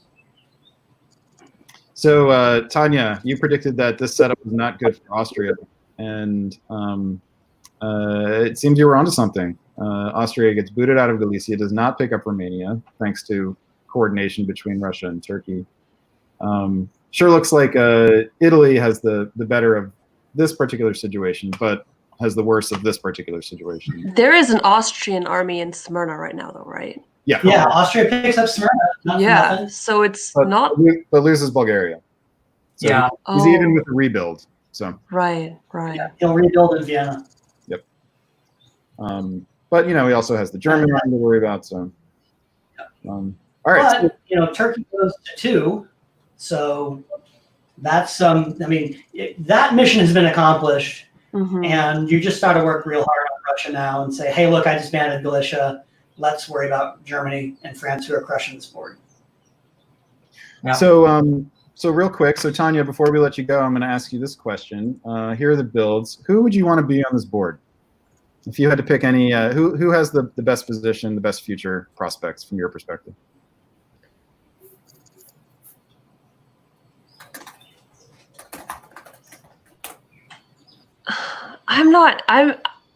I want to say France. I want to say there's a lot of potential stability in that position. But I'm sure that Goff being in Germany, he's going to make something really great out of that position too. So for anybody except Goff in Germany, you'd want to be France, but I'm not entirely sure. I think so. I think France probably has, like, they might be slowed down in the Med quite a bit right now, but I would lean towards France right now. Okay. Hey, and you're playing later today in round 2, is that right? I am, yeah. I big regrets that I didn't play in this round, but I guess I get to watch your beautiful commentary now instead. It's been a pleasure having you on. Thanks so much. All right, thanks for having me. Thank you, Tanya. Good luck tonight. We'll look forward to seeing how you do. Thanks. Don't be too critical. Right. Just kidding. Be very critical. I'll watch it later. We'll try not to bring up what. So other than that, have a great one. Bye. Okay, let's move on to another game here. Looks like 1E is getting some talk in the GM chat room. Let's go over here. This is Lost Colony. Here we've got Tim Richardson and a couple Jonathans. And this one featured Venice to Piedmont. Actually getting into Galicia and England going to the Channel. Oh, and plus Germany going to Holland. Okay, so let's see how things work out. Oh, North England has the convoy, has Belgium open, and writes a support order instead of a convoy, but gets Brest. Wait, so France doesn't build? France doesn't build, and it looks like there's a missed convoy. Right, the convoy was written incorrectly. That's right. Supported Yorkshire to Belgium instead of convoy Yorkshire to Belgium. That's right. Yeah. Okay, fair.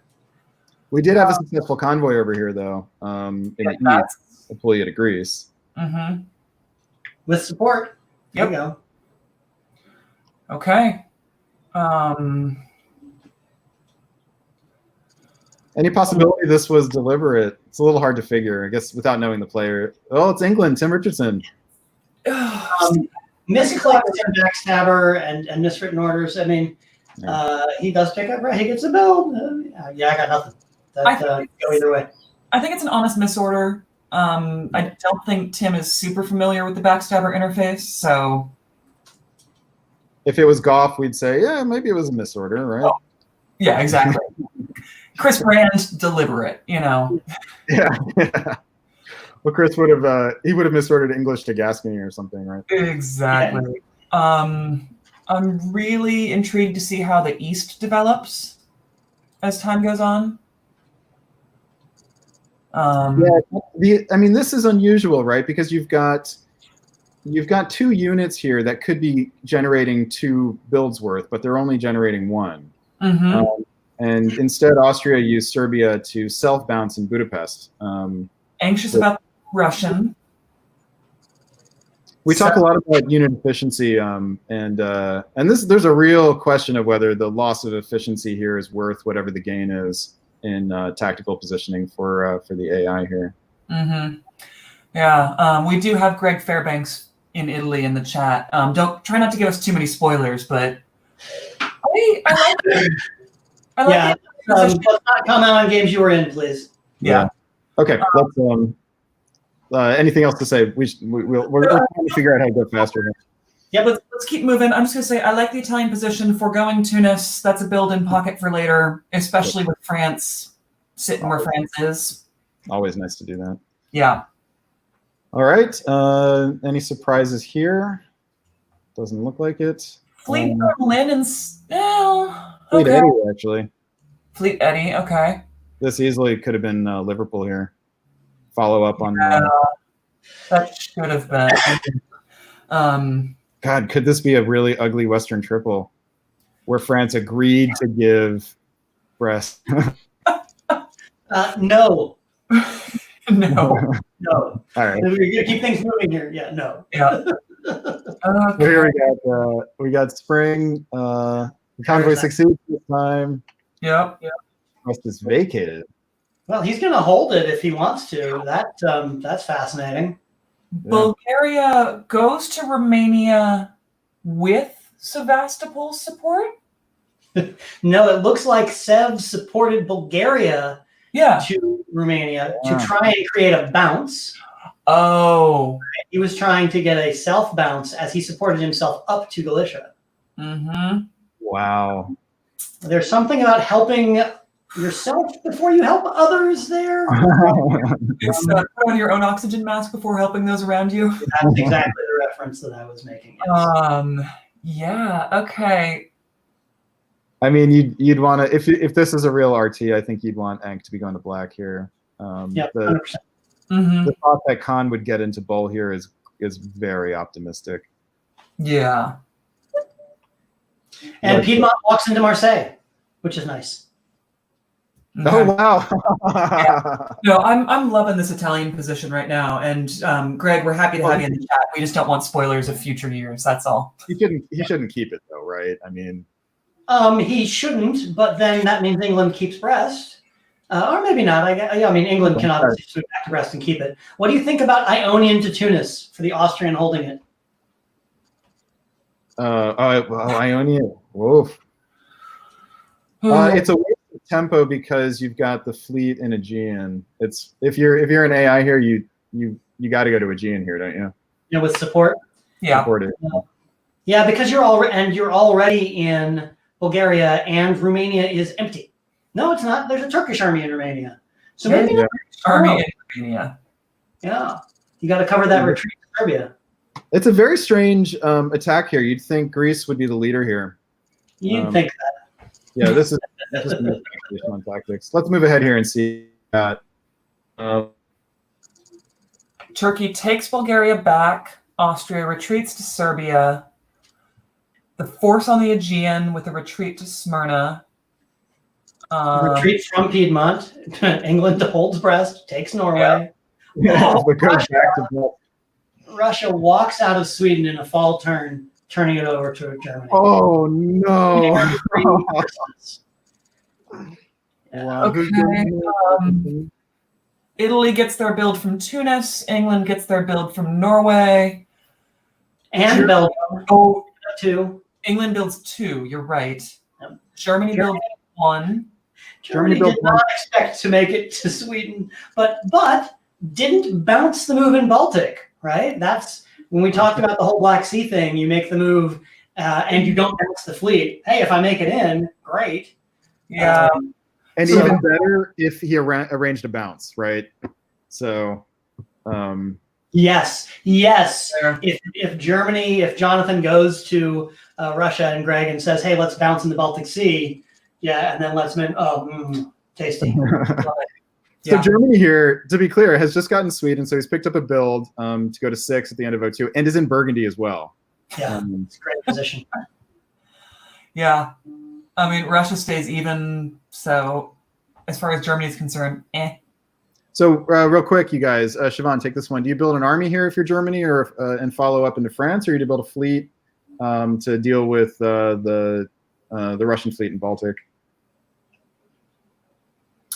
A lot of it depends on my read on England as my friend, but I think that between the Belgian army, the Ruhr army, and the Burgundy army, that we probably have that sorted, especially since the Italian army will probably help us. So fleet. It's a nice situation, isn't it, to be able to have a good reason to put down a third fleet as Germany in the middle of an EG. I kind of love it. Hard to pass that up. And there's nothing here. I mean, this is just really good looking if you're Germany. Okay, let's look at builds here. And hey, I know we have our first game over. Game 1B. How we do? Is done. All right. Fine. Okay, so I was wrong. He puts down the army. Fleet London Army Eddie. And France had a rebuild here? Picked up Spain. Pick up Spain. Right. Yeah. Well, that's nice. France got a rebuild. That'll slow that down a little bit. And then, yeah, Tim Richardson in England puts down a fleet. That looks awfully like he wants to continue against France here. Mm-hmm. What do you guys want to do this for another year? Or go to another game. Let's keep going. Let's do one more. Okay. We're on a good pace here, so. So France takes Burgundy. Brest goes to Picardy. Why did France take Burgundy here? There must have been with Belgian support, because England also took Denmark. Let's note. Belgium supported Tim Richardson. You dotty little. Very interesting turnabout. Okay. So this is the first real big stab that we've seen here. Bohemia, Silesia loses Sweden, loses Denmark, loses Burgundy. So what looked so nice for Germany. Literally everyone that could did. And an army Bohemia and Silesia. Oh my God, that's fantastic. And then good, we have Russia giving up on Turkey here. With you. Armenia set. Oh my God, this is what a game. This isn't what you want to see if you're Russia, though. A Turkish army retreating into your dot. And it was a retreat, not a move. Oh God! So Turkey loses Bulgaria, picks up Romania again, with no threat of losing. Well, he should lose it, but he should lose it. Russia likely not to gain it back. Okay. So, whose position do you like now, Siobhan?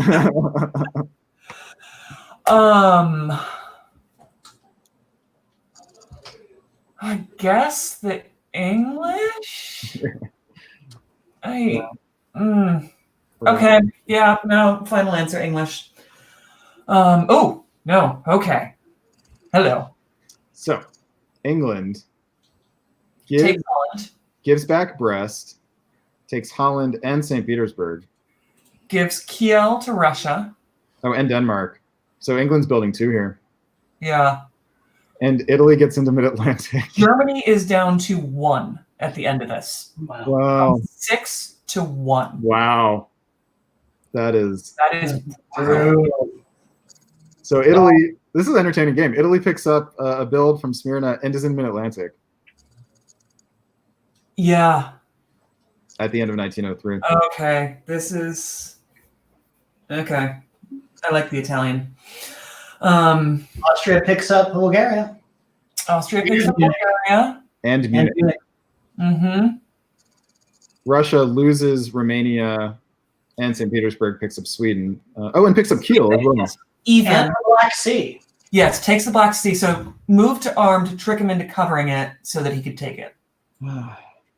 So this was a net positive for Russia, It's at least in that respect.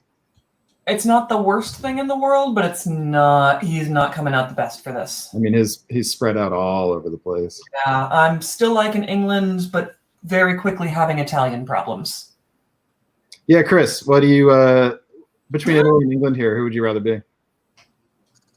I mean, on GP, always England, but man, Italy owning Smyrna and being in the Mid-Atlantic Ocean. The only real downside here is that France is not on the ropes anymore. Yep.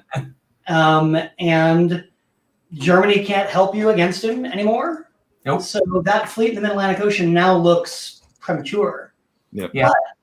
Nobody, I mean, the person who's going to kick you out of it is England. So maybe not. I don't hate it. I take either of those positions. Yeah. Isn't the problem that Italy faces here, though, is that France is really somebody he needs on his side, and there's no possibility of that? No, he needs his dots. He doesn't need him on it. He doesn't need him to do anything. What's France going to do that from Marseille and Spain that you're not going to do from the Mid-Atlantic Ocean and the Western Med? Well, I guess I'm thinking like somebody who wants to top the board, and against whom England is the main rival to top the board, and so you need a counterweight against England, and right now France is the only possibility. Right now, I'll take Austria against all comers all day. It's a great Austrian position. Yeah. Let's talk a bit about the scoring system here. Yeah. Can you explain it? Sure. There's a pool of points that starts at 270 if you win the game, if you have a solo. You get 270 points plus 4 points per supply center that you have. So 18 or 19 or whatever it is times 4 is your point if you solo. If you are second place to a solo, you get 70 points plus the 4 points per dot you own. So everybody's going to get 4 points per dot that they own. If there's a two-way draw agreed on, you divide the points for the solo and the two-way draw, which is 340. You divide that and you split that, and then you add the dot count. Same thing with the three-way draw. So essentially, the smaller the draw is, the more points you get. The more dots you have, the more points you get. But dots are essentially tiebreakers between people who have equivalent draw results. Many DixieCons have been won with a single solo. That's a lot of points. But also a two-way draw is super strong under the system. So even though two-way draws often seem unnatural to people, you would expect to see some at this tournament? There's a strong incentive to twist somebody's arm into voting themselves out of a three-way draw when they're a minor power in order to kind of have that safety that somebody isn't going for a solo. And because some people aren't, because some people will allow that to happen, that does happen. I would say you get way less two-way draws than you get three-way draws and less solos. You probably get more solo victories than you get two-way draws in DixieCon. So it's worth pointing out that people can vote themselves out of a draw. So the games don't have to be played to conclusion. Absolutely. And in the backstabber interface, that just means that you set surrender, and if 3 players are set three-way draw and 4 powers are set surrender, then the ones who set for three-way draw get the three-way draw. All right. All right. Do we stick with this for another year or move on to a different one? Let's pick a different game. Yeah. We just did this for 2 years, right? Okay. Yeah. What? Anything within Spring 01 for us. I mean, I don't think we're going to go through every turn of every game unless we do. No, I think that's right. There is an interesting. Let's go to 1G, Blackbeard. Blackbeard. Oh yeah. Okay. This is the Person or Graham Woodring. All right. So quick reset. We had Wes, the Weasel, opening to Khan. That was the unusual thing here. Otherwise, relatively standard. Mm-hmm. Okay. Here's what happened in the fall of 1901. Another failed convoy. Just the bounce. We're for the convoy to Belgium, which. Oh, Germany loses Munich. And Germany loses Munich. So that was very intentional. Austria tried to support Bulgaria to Romania, which is very like Eddie Bresson to do. Yeah, rather than supporting his own move to Greece, he tries to cause trouble. Doesn't work. So Austria does get one build here. So He gets one build. I don't think Eddie's all that concerned about it. I mean, if it's an RT, it's an RT, and he'll just lose to it. well, we seem to be seeing a trend here of the top players slow playing. Do you guys think that this is a general rule for top players, or is there something about Dixie and the scoring system that encourages that? Chris? I think it's a top player thing. I think Dixie encourages you to hat up with an ally, resolve your side of the board, and get across the stalemate line. That way, you're guaranteed you and your partner are going to be in the one of the two in a three-way draw, and then you want to be the bigger of those two. Then often what happens is the other side of the board does the same thing. You get 2 powers, and then you end up in sort of an ugly 4-way draw. You stab your partner. No, you stab your partner, and it can be pretty ugly. That was exactly what I told someone else the other night about this scoring system when they asked how to play in it. I was like, well, more often than not, that's how that goes. All right, so here's how the builds worked out. No fleet build from France, and obviously, and Germany didn't have a build. Yep. Right. Brutal. Germany, Fleet Eddie from Doug in England. And everything else standard. But we should point out here that Wes did get the fleet into the Aegean. This is a really nice thing for an RT. Yep. So let's see. Yeah, fleet in Romania. And you see he adjusted as he runs in on Turkey. He's like, that's tempting. That would be so good if he'd followed to Galicia. Oh my God. Yeah, this is a confusing set of combination of orders here, isn't it? Yeah. Vienna to Bohemia, Budapest to Galicia, Galicia to Romania, Warsaw to Silesia. Ionian to Adriatic. Bum, bum, bum. Oh, and he supports... And Trolia supports Ruhr to Munich. Yeah. Okay. Wow. Edwin. All right. The convoy to Holland works this time. Skagerrak, Norwegian. Very interesting for Italy. Very interesting to make this move, given what looks like such a solid RT. I think to do this, he must have had a lot of confidence that Russia was going to turn on Turkey here. Yeah.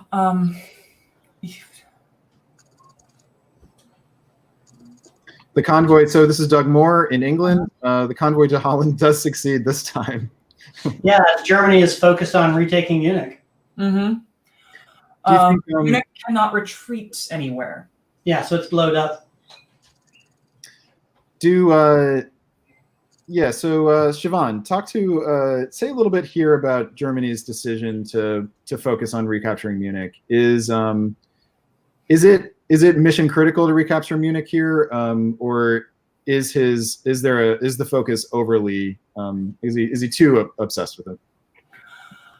I think he's a little too obsessed with it. I don't think he has a lot of options. He didn't build, and he's got a lot of what look like, well, I mean, obviously now with the Bohemian Silesia moves, enemies. I'm curious about Russia's decision to move to Silesia but hold in Gulf of Bothnia. Yeah, that's interesting. That has to be a misorder. There's little reason to hold there, isn't there? I don't see any reason to hold. Go to Baltic, go to Sweden. Either one are stronger. Or St. Petersburg if you want to be conservative, right? But yeah, no, there's no reason to be conservative in this case, and we've seen from his play in the East that he's not just holding. Yeah. So I don't know about Munich at this point. Bounce him out of Burgundy, try and take Holland again, do something, but Munich, great, you're back exactly where you started at the beginning of the game. And possibly have an England who's on your back door. So, yeah.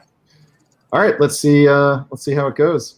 Bold move here, right? To bounce but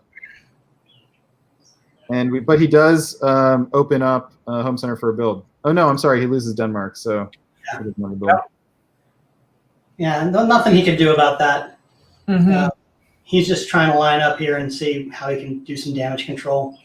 Like the Russian moves, Russia takes the force on Ankara. Austria takes the force on Greece, except because Italy and Turkey are working together against Austria.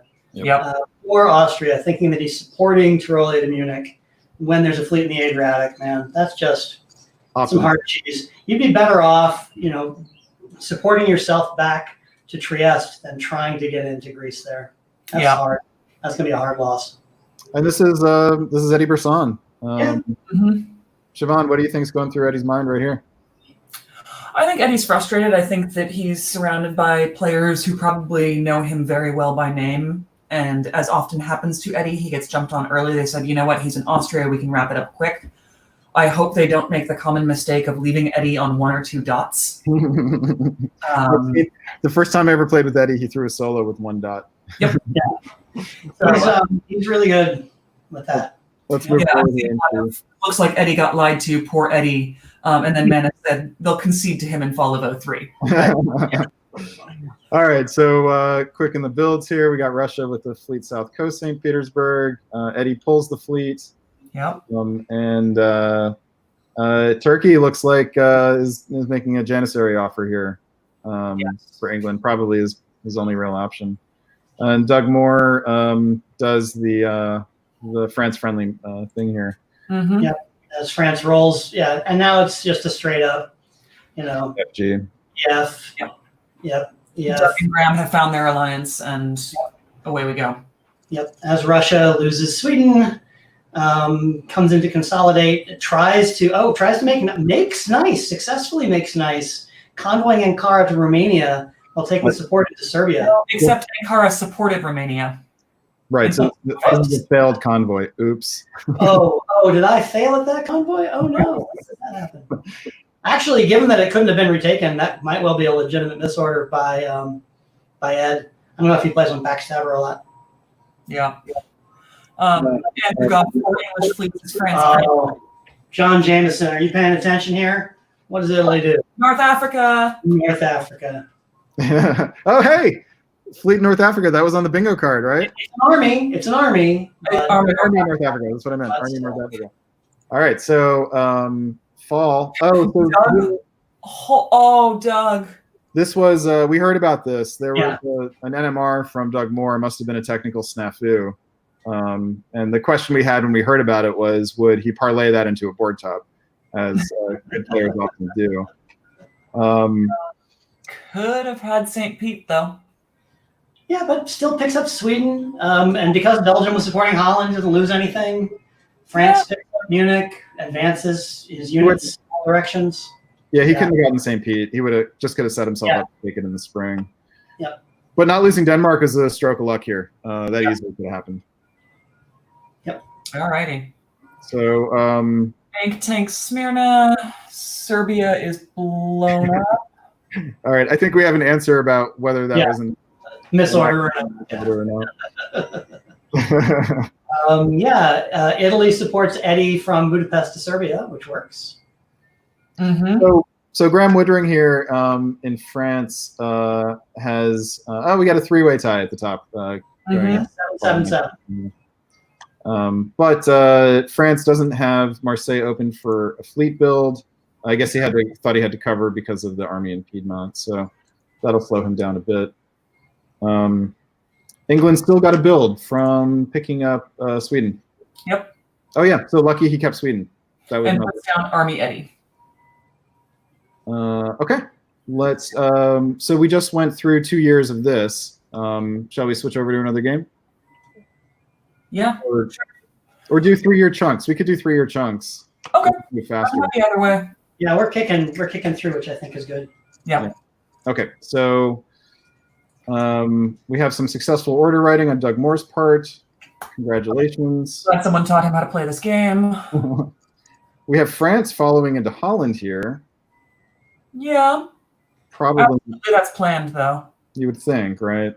There's no way Graham is one-dotting Doug Moore and not going to the English Channel if he's going to be that guy. Yeah, this is about preventing Helgoland Bite from sneaking into Holland. Yeah. And the question is, though, who gets the better of these, right? Because England can't take. England can take 2 of these. Move Kiel over to Berlin, and then Denmark down. And they pick up St. Petersburg if they want it. Yep. Okay. Yeah. So here is how this one turned out. Yeah. Okay, England takes St. Pete. Whole lot of love in the lowlands. That was actually a guess, it turns out. That's it's 50-50. Sweden could cut Finland or cut Bothnia, but not cut both. Yeah. Mhm. Oh, but they do put Berlin, they do put Baltic Sea into Berlin to eliminate Germany. Do you like that if you're England? Are you fine with it because Russia looks like they're well, but Russia's picking up dots here in the south. It looks like, yeah. Russia will be. No, they get Bulgaria. They get Bulgaria. They get Berlin. They lose St. Pete. If I'm England, I think I'm fine with that. I'd rather get that Helgoland fleet fight gone. Yeah. Right? Let me pick my next target. See what I'm going to do. Yeah. Doug builds one, picking up St. Pete and Kiel, losing Holland. Italy fails to defend Tunis. I mean, it was a goner next year, but could have held it this year. Okay. Well, and actually, if he guesses right, well, no, Tunis is an army, so he couldn't support Naples in there. But stays even. Well, 1, 2, 3, 4. No. Stays even because of the disband. The problem with the scoring system here is that there's really not a whole lot Italy can do here. There's very little reason for England and France to mess with their alliance, right? Nope. None whatsoever. Unless if you're going to go for if you're going for a three-way draw, and you want to have the most dots, you got to take dots. Dots are tiebreakers. I've seen a lot of DixieCons be won and positions from second to third, second to fourth decided by one dot over 3 games. Mm-hmm. But it's not a lot of stab incentive, at least in round 1, right? I mean, dots are dots, man. If you can stab your ally and still get into a draw, and you've got 16, and your ally now has 8 instead of 12, that's great. So the problem is that people don't understand how important that is in playing the game system. Now, Doug and Graham and Ed Prem and Eddie and I'm looking at the board, and Edmund Turnage all understand how important that is in the system. They've all played DixieCon enough. But it is going to make that the incentive exists only if you feel solid you can get away with it. There's a much bigger incentive to make sure you're in the draw before you go for the board top, right? Sure. Yeah. Yeah. So, I mean, I guess what I suspect then is that most of the interesting turns with these games are going to be in the first half. That things will settle into, for the most part, will settle into a track that goes forward. Is that right? You'd think that, and that does happen sometimes, but you get a lot of games where people just don't care about the scoring system and they play all screwy. Yeah. Alrighty. Let's move to a different game. Yeah, well, first let's check out the builds here. We got Turkey still trying to Janissary. Well, I mean, what are you going to do, right? That's all you got. This might be a little surprise, an army here instead of a fleet. You've got 3 fleets in the south. But you don't have position here. You really need something in Lyon to advance here. Yeah. Okay. Did we lose? Chris looks like he froze. All right, let's pick another game here. Just go for it, yeah. What? No requests on your part? Let's see. I don't really remember a lot of them, but there's some chatter about 1H in the comments, I think, because they're confused as to whether or not that game was over or not. So why don't we just jump over there? It's only in winter of 2005, so. Okay, yeah. I think the clock disappeared for a second, so that confused the comments. So, so this is Mitch jumped in here, and Nicola was the big hitter as far as we know. Yeah. So the spring 1 orders. Quick reminder that even though you see Mitch's name as Austria, he was actually not yet playing Austria at this point. He jumped in as a replacement.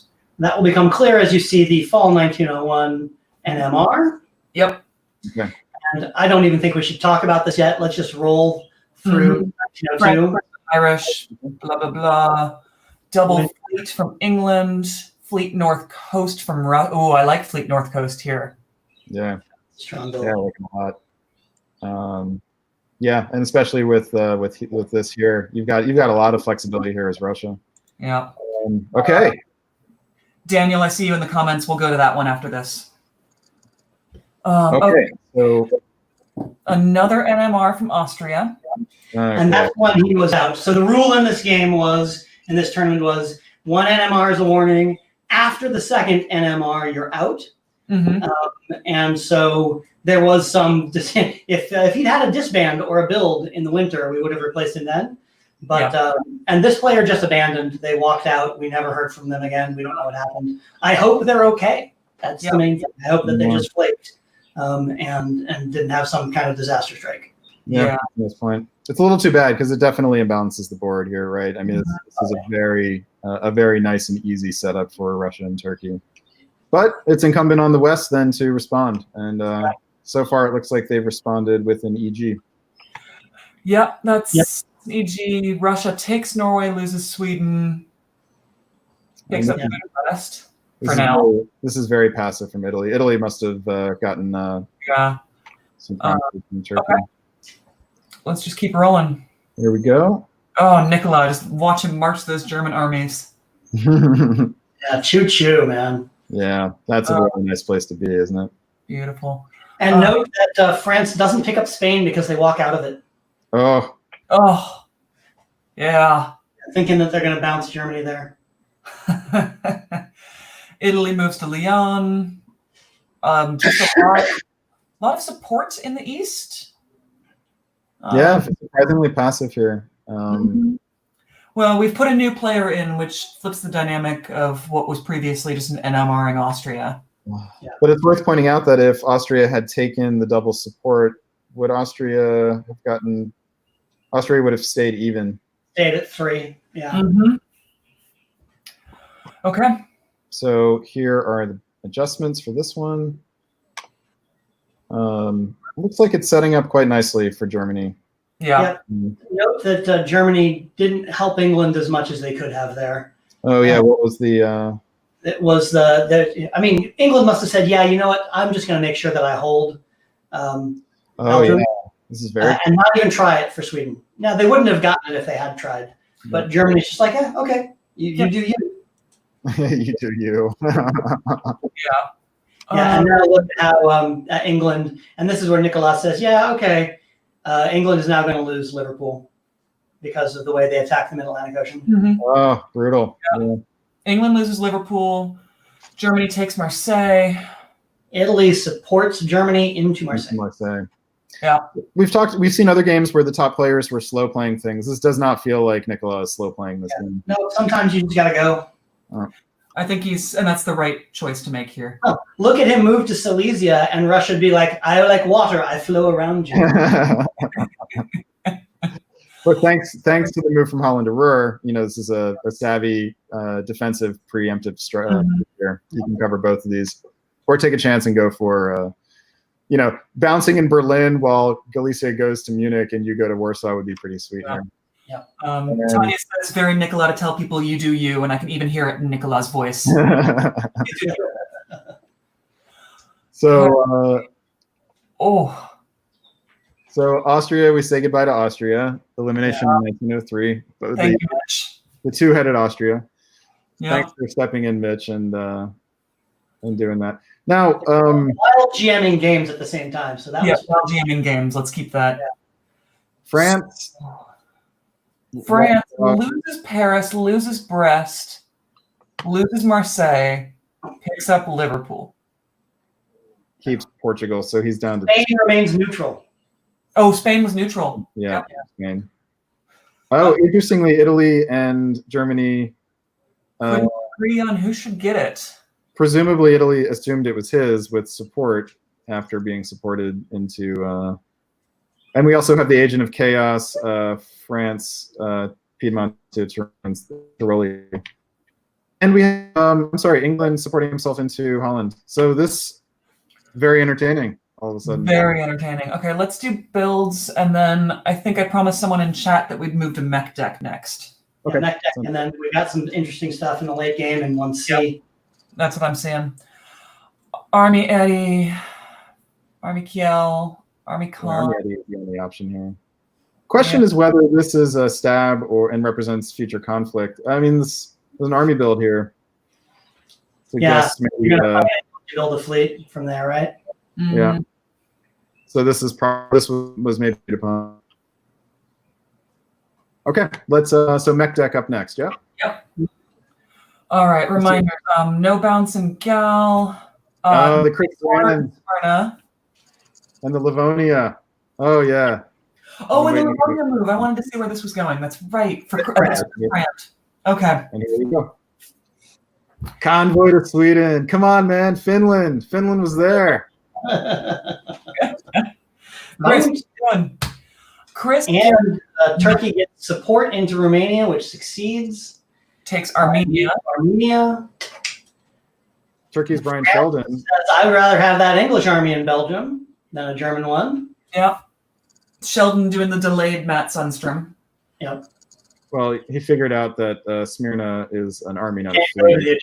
Yeah. I'm not convinced that wasn't intentional in spring. In this case, I'm 80% sure it was intentional, but only 80%. English army goes to Belgium. Please don't die there. That's where English armies. Yeah. Okay. The non-convoy to Tunis here is interesting, especially given the Turkish moves.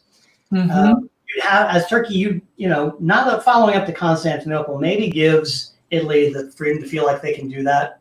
Because if that had been a convoy and I was Turkey, I would now be really worried about an AI showing up and kind of doing a lot. So. Yep. Yeah, which we've seen in another game where Austria was supporting Turkey and Romania, only to push back. Okay, let's move forward here. We've got lots of armies, plus a few fleets. Okay. And then here is spring of 1902. I'll let you guys talk about this. I'll be right back. Yep. Okay. I'm doing a little GM thing here. Yeah.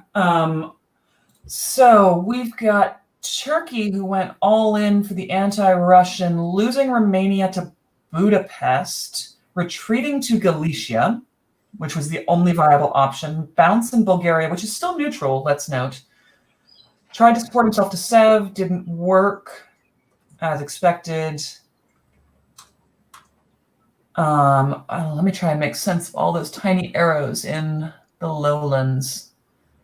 Holland goes to Belgium. With support from Ruhr, but Munich was supporting Ruhr to hold, right? Belgium went to Ruhr with support. You can't cut support for an attack on yourself. Yeah. So that attack moves forward. Okay. Seems like the English player to some degree knew this was coming, with North going to Helgoland. Chris Brandt takes Sweden with the fleet. Although if you're England, wouldn't you rather have the army in there? I think I would. I would rather the army had rolled to Prussia. Yeah, that would have been awesome. But he does have a Turkish army in Galicia now to work with. Yep. The ask here would be, hey, support Helgoland Bite to Denmark, right? If you're England and you're saying, hey, Russia, give me a solid. Yep. That would be natural. Yeah, which should be, it would be, well, it's not necessarily, it is guaranteed. I'm sorry. What am I talking about? Okay. And then Austria does the two-step with Turkey here. Although that may not necessarily be, this actually could be part of an AT here, right? You would expect Serbia to be the mover instead of Budapest if that was the case? Yeah. Okay. I think Italy's in a really interesting position here, so I'd like to see where that goes. Just with all the chaos that's happening around him. That's Conrad Woodring. He's been out of chaos. Yeah. All right, let's look at fall here. Or not. Hey. And look at that bounce in Bulgaria. Okay, this is mostly a whole lot of nothing. Romania doesn't look like it wrote a support order for the move to Bulgaria, which is funny because it should have, even though it was cut. Romania supported Sevastopol. Because Ukraine wasn't able to do that? That's funny. Because Galicia could have cut Ukraine. Yeah. Oh, Okay. Yeah, no, fair. Yep. That was where I thought they could have been doing a clever AT here. But I mean, Sheldon's certainly capable of that kind of AT. Yeah. What do you guys make of the Sweden did not support Helgo and Bite to Denmark, although that was the ask. That was the ask. Oh, we have a pull through. A brace, as some people call it. Well, yes, Sweden supported Helgoland Bite to Denmark. Holland supported Denmark to Helgoland Bite. Yeah. Okay. Very clever on Eric Hunter's part. Do we know anything about Eric Hunter? No. Eric is a very solid player. He's been playing face to face for longer than I have, and he is very loudly bitching that he cannot type his orders in anywhere. If only he could type his orders in. Actually, both he and Brian Sheldon are on the same page about that. Right? Give me a text interface. Yeah. Yeah. Yeah. Real quick, what do you guys make of the fleets holding here? What does that tell you about strategy? Siobhan? Disappointingly indecisive.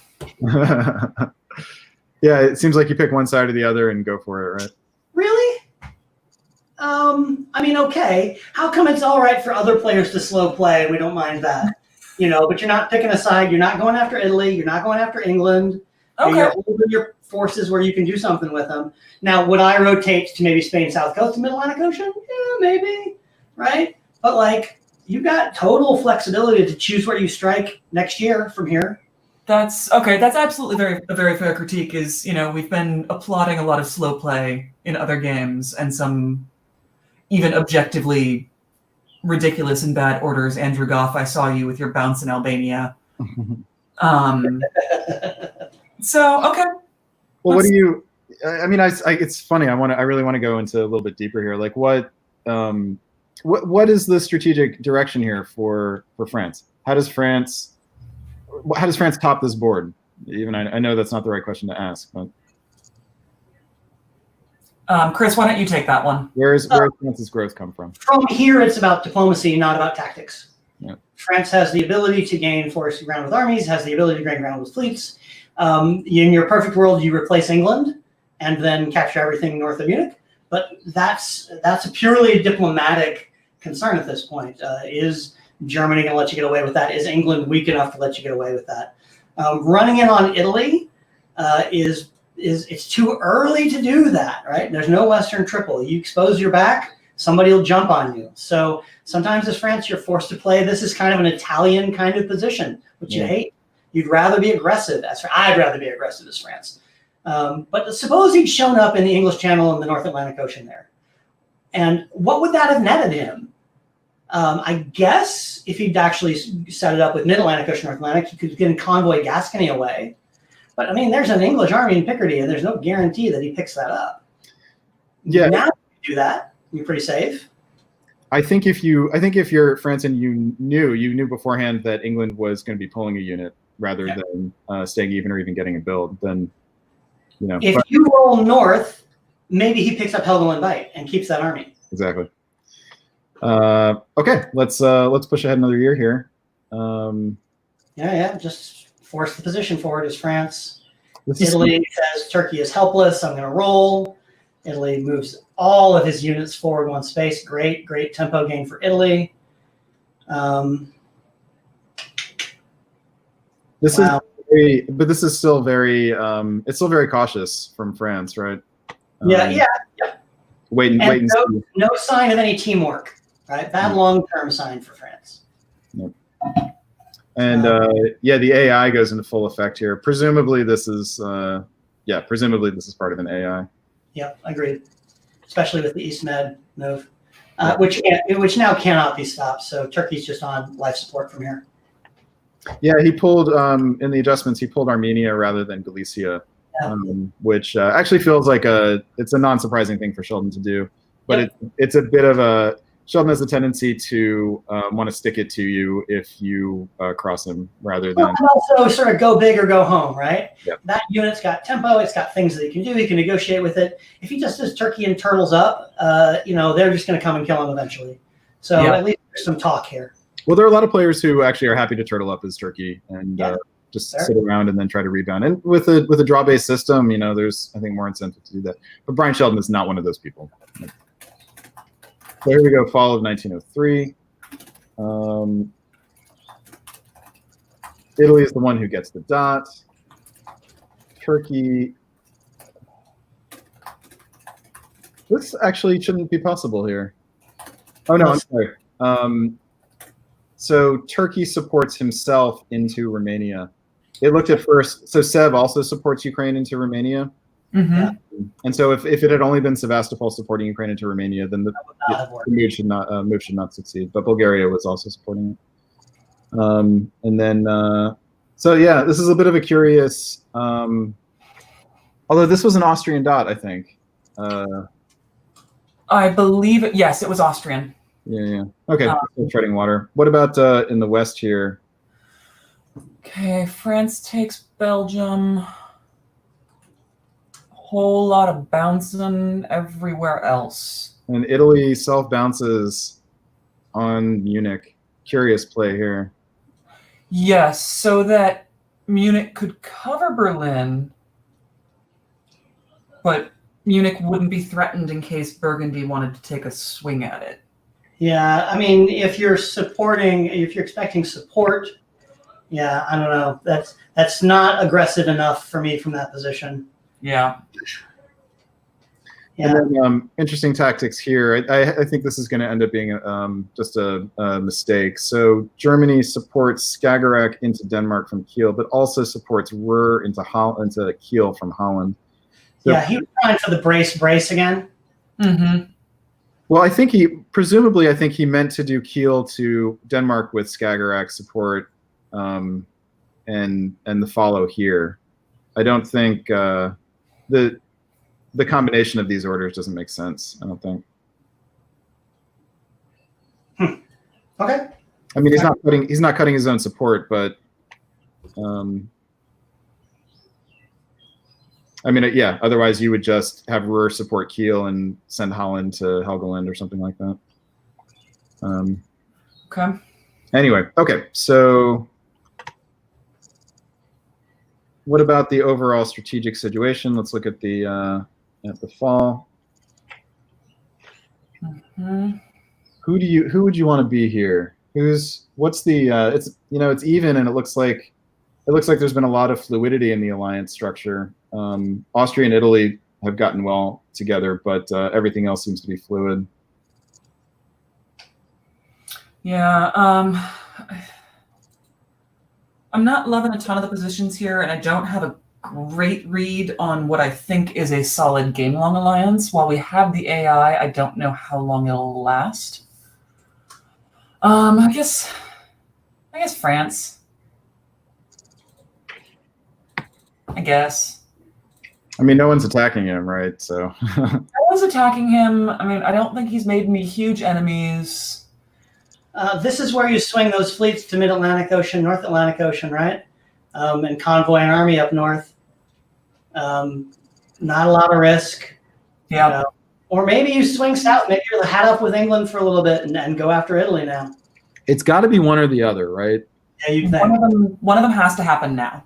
I mean, the fleet build in Marseille seems to indicate that he's picking Italy as a target, but Maybe.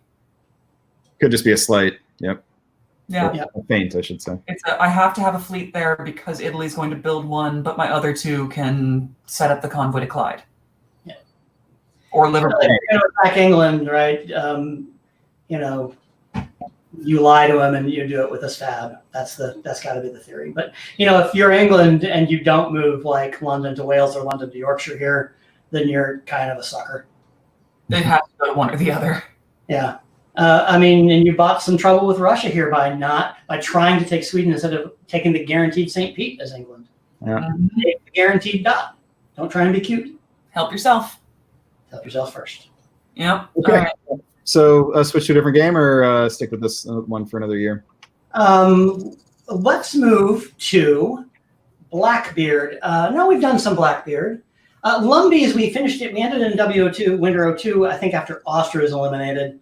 Tuscarora. Oh, Tuscarora has some late game stuff going on, I've heard. So maybe we just want to speed through without commentary. Okay. On 3 game years here. We'll do 2 words each. Okay, this one. Yeah, let's do that. We take turns each saying one sentence. Okay, so Siobhan. So I'll do the first sentence to recap, and then Siobhan, and then Chris, and we'll just go in order like that. So this is Dan Pollock and Ariel and Christian Perdone, and the only thing of interest here is English to the channel. Mhm. And some slow play here. Okay, Siobhan. Okay. Turkey gets Greece. Austria didn't even try for it because he supported Trieste. He had to know that supported attack was coming. England convoys to Belgium over the channel. And bounce in Sweden. That's all I see. Let's go. All right. Winter phase. Yeah, entirely unsurprising around the board. Fleet for Turkey. Love it. Boom. Let's go. All right. Chris, do spring as well. England and Germany working together. And look at the nice setup to force the Mid-Atlantic Ocean. Thank you, England, for doing it that way. Italy runs in on Austria, or continues to attack Austria, and that helps Russia. Oh, Austria gets Budapest and Serbia popped. Wow. And while Italy simultaneously attacks France. But and also walks out of his other two dots. Okay. All right. So I'll go next. We'll do two sentences, one for the West, one for the East. Mhm. So in the West, a whole lot of nothing. Italy comes to France's rescue. In the East, Germany convoys to Livonia, and Austria goes out in 02, while Turkey... No, he doesn't. Warsaw. Oh, Warsaw. Very good. And Turkey turns on Russia taking the Black Sea. No, that's agreed on. You think? Yeah, because he held to allow him to walk into the black in the spring, popped it in the fall. Very good. And also Turkey didn't attack Romania, so that also suggests that you're right there. Okay, Siobhan, do winter and spring. Okay, winter, we've got army, kind of liking the Italian position so far. Austria obviously keeps the army in Warsaw. And, okay, I'm liking Turkey. Loving Turkey. Okay, in the East, Russia is walking out of things to punish the people who have hurt him in the past, only to Turkey's benefit. Italy says, all right, I'm good over here, let me move west. And still a whole lot of nothing around MAO. The West is for now. Okay, and you do the East already, yeah? Yeah. All right, Chris, you're on for fall here. Yeah, Italy seriously underestimating the threat that Turkey poses to them here. As Turkey goes, oh, you're going to underestimate me? Great. I'm going to go and run in on Russia. Stab for Romania, stab for Sev. Austria now out, losing Warsaw. And England supports Bothnia to St. Petersburg when they are the ones who desperately need a build. Is Belgium going to the English here? Did England not own Belgium before? Maybe they didn't. Maybe that's their build. England got it in 01. Okay, so 1, 2, 3, 4, 5. Yeah, England is the one who needed to be taking St. Petersburg here. But there you go. So England got the Atlantic here. And for Turkey. Italy thinks they're in an IT. They do think that. And a fleet in North Africa with retreat. Well, yeah, Matt Crew has a way of just creeping up, and then suddenly you're like, oh, you seem so nice. Hey, I mean, the moves seem really friendly. Dock the fleet in the Aegean, move out of Serbia. But man, the long-term threat there is huge. All right. I will do builds. So Russia begins its nears completion on its evaporation project. Oof. Turkey drops a bunch of marbles, and England, I think, has a permanent enemy in France here. That's basically what he's accomplished. But with Turkey so big and Italy so big, there's no threat to the EG here. Okay. Here we have a lot of black movement on here. England gets into the Western Mediterranean with support from France. Interesting. A late-breaking Western triple, in other words. And Italy repositions without fear of stab from Turkey. Okay. Siobhan, you're up. Let's see. Lots of movement from Germany here. Okay, bounced Turkey out of Sev. Possibly the only one who's seeing the huge threat that Turkey is posing here and trying to slow it down in the hopes that he can grow faster. Italy had gotten to Spain, but France takes it back. Whole lot of bouncing around the Mediterranean. Italy keeps Marseille. All right, it's a question of who's going to get there faster, Turkey or Germany. Boy, this game seems like it's organizing very quickly near the stalemate line. Note for Christian Padone in Germany, a far-sighted convoy into Livonia here. Yeah, absolutely. That's a great move. Knowing that it was likely he would face armies both in Ukraine and Sevastopol. Oh, yep. Matt Shields points out Turkey retreats into Italian Vienna. Yep. So I think that's on a bingo board, retreating into a foreign.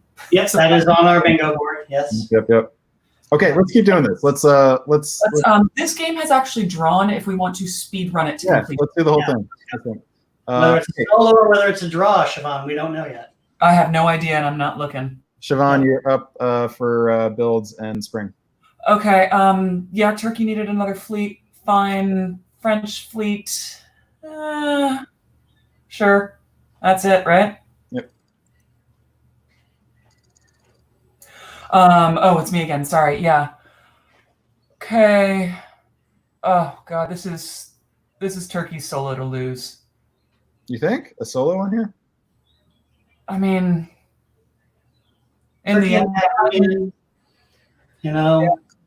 end, Tunis goes to the Western Med in front of it, right? This is Ariel playing an IT. It's Ariel as Italy, right? That's Ariel as Italy. Sorry, Ariel, that I told you to find an alliance and stick with it. I think my advice may have killed you there. We don't know how this is going to end, but yeah. That's fair. Okay, yeah. I mean, there is no downside for Turkey stabbing Italy here, right? Absolutely they are. There's no downside. I mean, look, his only chance at soloing is getting armies into Berlin or Munich, right? That's his 18th dot. Is only and he's set up for it, right? Look at him set up for it. He's in great shape here. Yeah. So he doesn't need to stab Italy yet, but eventually there's really no reason not to. But getting armies across here is the key. Okay, let's see whether it happens. So Chris, you're up. Okay, popping the arm. Russia is out as Germany takes Warsaw. He's done with his usefulness. Italian fleet Marseille destroyed as the line is being formed here. The Italians get out of North. No, it's a brace. It's a brace. Looks like England picks up Paris as France and Germany decide they've got bigger fish to fry. Christian and Steve are like, yeah, okay, fine. Dan, you play nice back behind the lines and you'll be in this draw here. That looks like it's lining up to be a draw. Yeah. Okay. Steve, please don't comment on this game. You're in it as we're rolling through it. Yeah, no spoilers. All right, builds. We've got England. England taking Brest was a surprise to me. It's an interesting greedy move by Dan Pollock. Well, now France can be eliminated, right? France can be replaced here. Yep. And we have a non-surprising army build. I think this may have been short-sighted on Padone though, because look, he can't hold Moscow now this year. Yeah, maybe. But he convoys into Livonia, and there's a line that's forming there now, right? Yeah. That's the important thing. Moscow. And because it's draw based, he may gain more just by eliminating Russia than he loses by not holding the dot. So, Thanks, as expected, the surprise here though is that he does not properly cover Warsaw here. Oof. So loses Moscow and Warsaw in the spring. Well, it's recoverable, right? He decides he'd like to try and get into Galicia. And he can cover Prussia with the fleet here. Oh, I'm supposed to be zipping through this. I'm sorry. So England advances most likely with the intent of eliminating France. Italy feels okay about not getting stabbed, and we just talked about that. Okay, Siobhan. Okay, Albania to the Adriatic is the first thing that jumps out at me. Moscow doesn't keep Warsaw. That's fine. Yep, eliminating France as England takes Spain. Not seeing a ton else. Italy did try to support Lyon to Spain. Am I missing anything? Italy, yeah. No, Adrian. no, I think that you're pointing out of the Turkish hand, the finger is slowly getting further and further into the guts of Italy are apt. Yeah. All right, Chris, take us through winter and spring. All right, so we've got the army builds that Turkey is going to need eventually, but are going to be really too slow to get anywhere. I don't cut Livonia, yeah, so no real way to get Warsaw from here. Yeah, there's some weakness to that German position, a little guessing game going on because they're dancing around eliminating France. Otherwise, fairly non-surprising. Too bad for Steve Kohler. If he'd had another season worth of tempo to eliminate England, it would be him in this position instead of France. Yeah. I just want to point out that this army can make it into a few different places. Very long convoy to Venice, long convoy to Naples, baby. Yep. Or Puglia, if he's playing safe. Yeah, if he's going to move through. Hey, move to Venice and then move to Tuscany, right? Don't take any dots. Yeah. Wow. Okay. Here we go. And Chris, this is you. It just goes to Romania. As Italy lines up in Tuscany to help his allies support his fleets forward, now Turkey is adjacent to all of the Italian dots. My fleet is in Tyrrhenian to help you. Wow. Oh. No, you're going to need me to break the Gulf of Leon. Awesome. But he lives in Galicia. Big dance in Galicia succeeds. Germany pushes it back, and that's and that's going to be the end of that movement, right? Yep. The Moscow needed to cut Livonia for this to go, and if he had done it, Christian was set up to retreat to Prussia. So that's going to be a big dance. It's not going to amount for anything. Keep moving. All right. Then this is me. 1, 2, 3. Oh my God. So a lot of movement in the east. Turkey does takes 4 Italian dots, and has a rebuild, so +5. Also took Warsaw. And I think even more importantly, has gotten Germany to open up his line. I don't like this on Germany's part at all. He now has the Turkish has a unit in Warsaw, and the German armies are now bunched up here. And Germany doesn't even get a build out of this. Yeah, if he had cut Vienna instead, right, and forced Tyrolia, or even he would have made it to Vienna if he'd gone for it. That would have been a better position, and used Livonia to support Warsaw to hold. That position was locked down. So Christian just made it. Hey, remember, 15 minutes for negotiations and everything all in very, very fast. Yeah. For those coming along at home, that is 5 builds for Turkey this turn. That's +5. Germany. There was a rebuild. Picked up Naples, Rome, Venice, Trieste, and Warsaw. Golden Blade. Can we just make somebody just point out to David Hood, Golden Blade? Throw that in the general chat, someone, please. I will just put that there right. Well, actually, I'll do it in a minute because I think I'm up. Also, I was wrong about Germany does get a build from Marseille here, so that likely will enable him to reestablish a good line here. Okay, so Siobhan, you're up. Do builds and. I mean, wow, Ariel, that was a rough turn as Italy. Dan Pollock is just chugging along, but it's just to Turkey's 15 centers. Yeah. It's too little too late. Let's just jump to spring. Okay. Oh, game over. They drew. Oh, they called it. Yep. Oh, and it's a 4-way draw. Does Italy surrender? Oh, this I don't know. I haven't pulled that. Hey, and we can say that, Steve Kohler, you're in this game. You can tell us one way or the other. Oh, no, it processed. Okay. What game is this? 1C? I'll pull it up on, let's see here. It's a 3-way draw. So that means that Italy which makes sense. But his dot doesn't go to anybody, right? Those 4 points are his. So if you're Turkey here and you're shooting for the tournament win, would you have dragged this out and taken Tunis for the points? There's no guarantee you take Tunis here. NAF supports Spain to West, and you're going to be in the Ionian and the Mediterranean Sea, and now you've got a fleet in Venice. No, you take the draw here. You take the draw. That's a great score. That's a great score. Yeah, and plus Warsaw is at risk. You don't since you can't convoy to Romania here, you now have a logistical problem, even if Germany hasn't set up a line yet. Okay, good. Then we can do an overview of this game.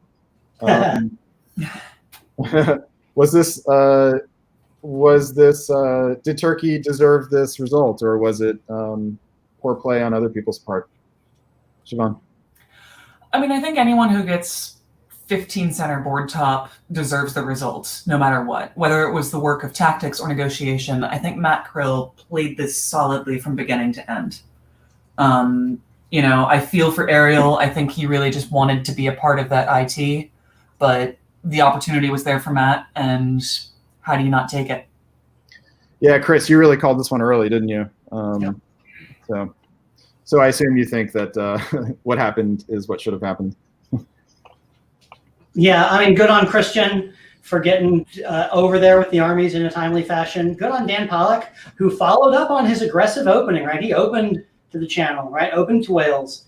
And he was patient when he needed to be patient. And then he was like, okay, let me get into this draw and do what needs to be done to be on the line. So, yeah, well played. Yeah, he stalled for a little bit in the early mid-game, but then with his stab on France, he got France to push his units forward, and then he took advantage of it behind the line. Okay, let's should we finish up one of the games that's over now? Katabas, rather? Yeah, I mean, yeah, Tanya, we know that we're slacking on a few. We'll get back to them eventually. Yeah, we've got these guys in the comments from this game. Why don't we let's point and just like push them to let's get Kings Mountain, let's get not Lost Colony, let's get Fort San Juan. Where's the other one that we haven't really touched on? I mean, we haven't looked at Kings Mountain since the game started, right? Yeah, there's 3 of them you can see here that are still in Spring 01. We can get these we'll do speed for a few years and then we'll come back. Okay. Let's go. All right, here we got Cherokees, which I'll do the setup and then I'll pass it to you, Siobhan. So Joe Wheeler in Germany and John Anderson, presidential candidate. Who is dead and didn't move because he's dead. Exactly. So the NMR was the big deal here. Another channel opening for England, and here you go. Yeah, Joe Wheeler, we're talking about your game right now. I see you in the comments. Okay, so England doesn't take Norway, tries for Holland and gets bounced. Denmark to Norway. Misorder? Question mark. Turkey takes the Black Sea and goes to Armenia. So delayed Sunstrom, I guess, again. Yeah. And Italy convoys to Tunis. All right. Chris, take us through builds and spring. So the German build of the fleet stands out to me there. Seems to me he's not too worried about England and Holland, given that Russia has opened north. Russia now has other problems. England has made no friends. Expect him to get smacked down pretty hard. Otherwise, 2 armies and a fleet. And, Fleet Sev, second Fleet Sev. Yeah. Ill for Turkey, who did not build. Yep, yeah. Because of the NMR in spring. And Philip is an excellent, excellent player. Don't expect him to show any mercy here. All right. He guesses right. That's the first thing. Chris, this is you. Okay. So Russia defends Romania as expected, forces the Black Sea, forces Norway against no opposition. England convoys optimistically into Holland, but will lose it in the fall. And England doesn't make it to the Atlantic Ocean. So Apulia, Naples to Apulia, with Tunis signaling, hey, I'm going back to Apulia, while the Ionian makes it to the Aegean. Italy, Klaas, talk to me, baby. What are you thinking here? Yeah, move on. With no fleets down here, this makes no sense. Oh, he got followed to the Ionian there. Oh, and he does. Okay, it was just he might have misordered. Those spaces can be small. If you're doing it on his phone, you can see that. Yeah. Well, but combined with the move to the Aegean. But anyway, so this is me, right? Yep. So of note here, France looks like goes full for an FG here. although that's easily reversible. Austria and Italy sort of get their act together. Austria looks like the bigger partner here. And Russia guesses right against Austria. Mm-hmm. And picks up Norway with an army in Sweden. This is a very nice turn for Russia. I love it. He gets Turkey off of his back. So this is, despite the inability with the fleet in Romania, he's going to have trouble moving forward. But he's looking Very good. easy from here to rotate, though, right? Yeah. Yep. Okay, so Sivan, you're up. Winner and Whole lot of armies. There's not a single fleet build here. that's all there is to say about that. So, and let's see how that does for everyone. A whole lot of non-movement in the east. Turkey goes to the black, but meh. Italy takes Greece. Great. And I mean, okay, we're going to be chasing that Norwegian fleet around for a while. All right, Chris, you're up. Russia plays the safety, and like, yeah, I guess in England you get nothing. Nothing for you. And I don't necessarily know that I like Sev 2 rum here, with rum being supported to hold, but I guess you're not going to the Black Sea. Wow, this is just some solid defensive. What's going on? So Italy takes Greece. Austria figures out that Italy and Germany are working against them. Psychic defense, Austria. Wow. That's just Jeff Gornicki, a longtime Portland player. Great set of moves there from Austria. Doesn't bode well for him, mind you, but a great set of moves. This is a concrete turn, huh? Everything is just stuck. Yeah. Wait. Builds in the spring for me. So yeah, only thing of note here was that Austria transferred a unit over to Italy, who puts down an army in Rome, despite the presence of a French army in Piedmont. All right. Okay. Which is going around. Yep. Mm-hmm. Here we have Russia getting some freedom, a little breathing room, thanks to Austria getting some pressure on its opposite side. And Turkey sets up for a possible build after NMRing in 1901. Yeah. Nice recovery. Awesome. Yeah, Turkey will get that build. Russia takes Vienna as Austria just runs away. Sorry, my monitor. MAO to Gascony. Because of Burgundy, the army in Oh, Burgundy. Burgundy, you're right. Thank you. Yep, and a whole lot of nothing around Burgundy. Yeah, trying to blow it up and failing. Oh Yep. yeah, boy, that would have been sweet if he'd managed to blow it up or pushed it back to Munich and kept Belgium. Yep. Okay. So I'm liking Russia's position. Oh yeah, I mean, how could you not, right? Yeah, I like it too. Not to say New Northern Fleet. Oh, yay. Okay, Chris, fine. I mean, you're Russia. You got nothing between Warsaw and Paris, but German Army Burgundy. I guess yours in the way there too. Austria is on the ropes. Hey, Italy, guess what happens when you run in on? Anyway, we've had that conversation. Turkey builds the fleet, and this is Russia's game to lose. Indeed. Yep. Yeah. Oh, the famous Eddie Syria move. Yeah. I'm setting the convoy isn't there yet, but he's setting up. All right, Chris, this is your turn. Chris, you're up. Oh, sorry. Okay. Germany goes back to Denmark, thinking he's going to face a threat.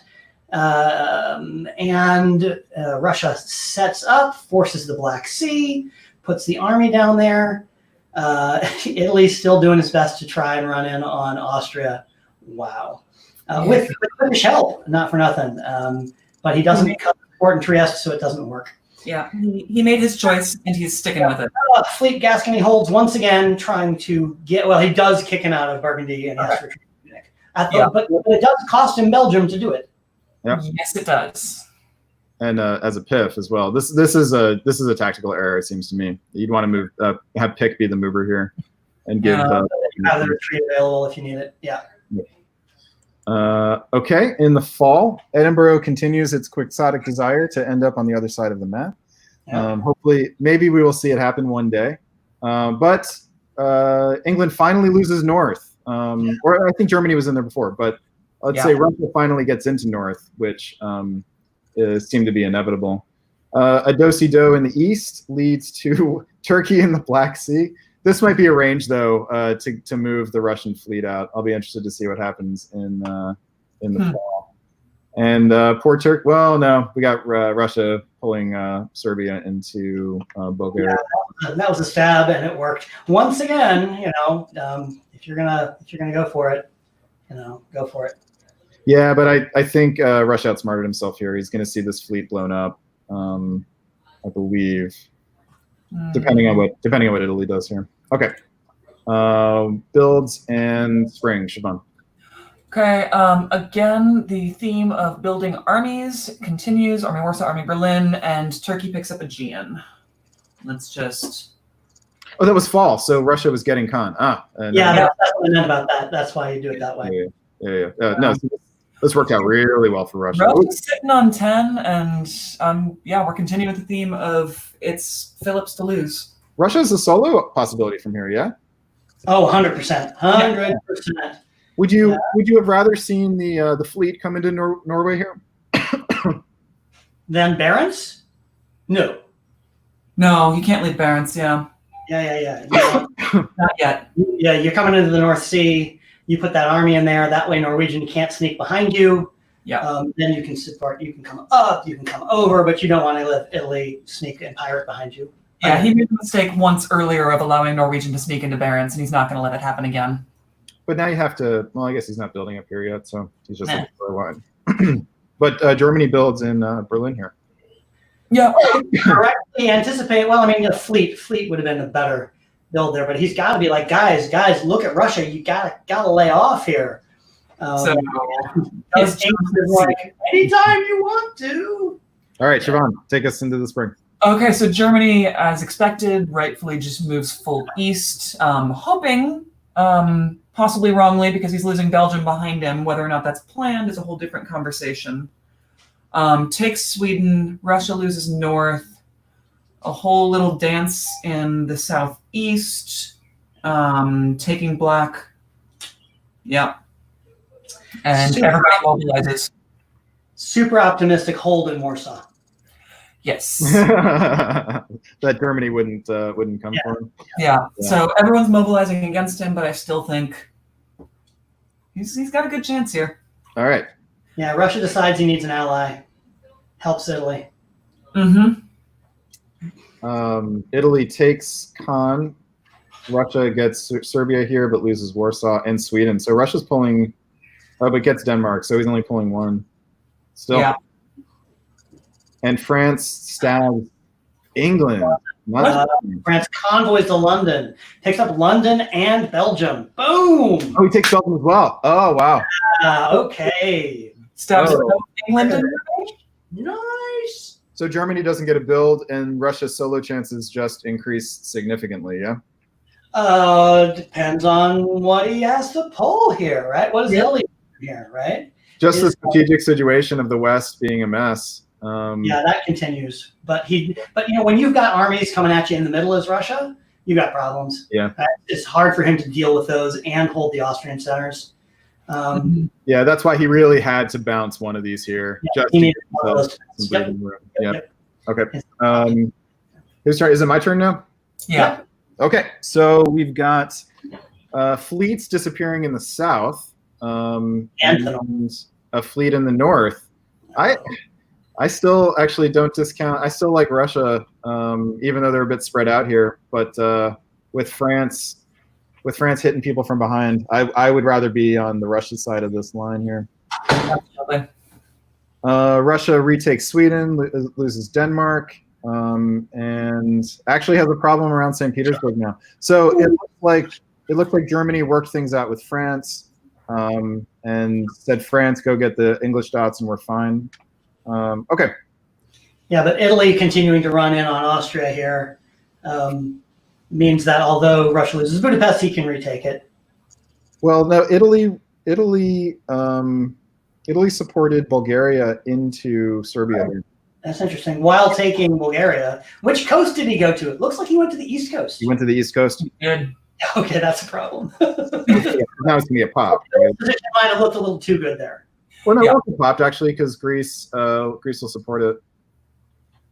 Sure. If he can get Turkey to later on support him into black, then Yeah, that's or you can support Turkey into black. yeah, either one. Okay, here we go. Siobhan.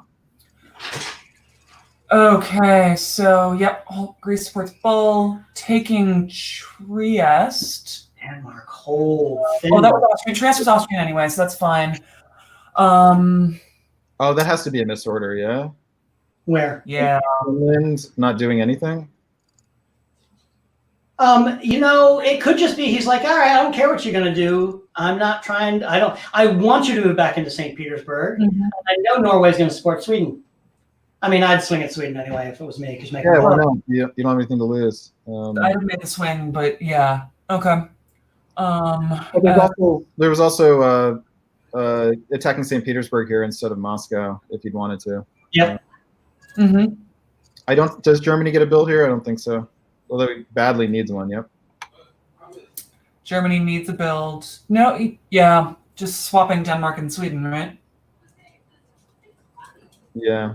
And then Austria and Italy make a counting error here because they've put Austria on 3 but with no home center. Would be far better for Italy to take the dot here. Yeah, you're right. No, I'm sorry. They're only on 2 because Italy is taking Bulgaria. Oh, okay. So they did not make the accounting error. That's right. Yeah. Okay. In fact, so then this was necessary to keep Austria on 2. Okay. Yeah. Okay. Winter fleets are disappearing in the north and more army builds. So France is really the French position gets better. Yep. Better and better. Oh, and Germany walks it back. Chris, this one's yours. Wow. So Germany says, you know what? I can't afford to be fighting Russia over here. I need to worry about France. He's not wrong, but he needed to find a way to do both. Yeah. That's a fascinating Scandinavian situation, though, right? He makes it to the North Sea. He makes it to Sweden. Norway goes to St. Petersburg. Sweden goes to the Baltic Sea. What a mess. Italy swings up to the Tyrrhenian Sea here. Italy is fully on board with Turkey now, it would appear. And Smyrna to Armenia, looking to try and sneak back into Sev, force Russia to play some more defense. Yeah, poor Russia. This game was all his on a plate, and then suddenly not. Yeah. Yeah. Bulgaria supported Khan to black, which didn't end up happening. Yep. Okay. And hold on, there was one other thing of interest here.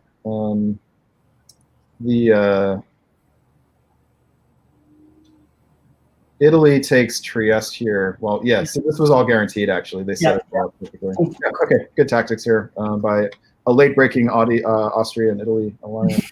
Yep. And then, all right, fall is this me or you, Chris? I think still me. Okay. Germany guesses correctly in Sweden with the hold, although really any move would have worked there. Supporting himself to Norway would not have helped. Russia loses the Black Sea, trying to cover Sev instead of self-bouncing there, and gets Serbia popped. He should have, objectively from this point, it looked like Serbia was dead. So I would have maybe self-bounced in Sev there. But he does pick up Warsaw. So Vienna, and has no home center open for a rebuild. Yeah, he doesn't have any place to rebuild anyway, so he's stuck. France forces Ruhr, as you do, and Germany goes back to Denmark, and England is out, right? No, Liverpool doesn't support the move to Eddie. Yeah. Liverpool supported. Yeah, so that messed up. So England should have been out there. This shows a lot of lack of trust between Russia and Germany here. My guess is that Joe in Germany was expecting Sweden to move to Bothnia rather than Baltic. Yeah, yep. And just to note, if it had, it would have been much better, I think, for Russia. Yep. because now he doesn't have a solid German ally. Yeah. Okay, and then I believe after winter we are caught up with this game. So Okay. quick glance at the builds here. We've got Italy on the rise. Yeah. So Italy and France now are tied at 8 for the board top. Mm-hmm. And France, Italy, Russia here would be an easy 3-way, yeah. Yep. We should try and refrain from catching up with games if we can. Good point. Yep. Because people are watching these streams, yeah. So I wasn't paying Yeah. attention. I thought this game it was over. Okay. Then let's let us pick another game. Looks like what's our oldest game here? We've got Kings Mountain and Fort San Juan. Fort San Juan's been a while, right? Yep. So I'll reset, and then Siobhan, it'll be you. So there's so many builds because it's my one. Everything but Bulgaria was taken. This was our only Armenian opening, so that was right. the standout here. That was the standout here. Okay, Siobhan. Okay, Christian Klein follows up the Sunstrom and taking Romania by just saying, hey, I'll just take Bulgaria while they support themselves to Romania and he keeps it. Kind of love that. Germany moves. Germany takes Belgium.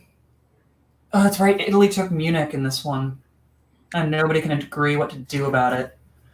And England went full north. Okay. Russia's got problems.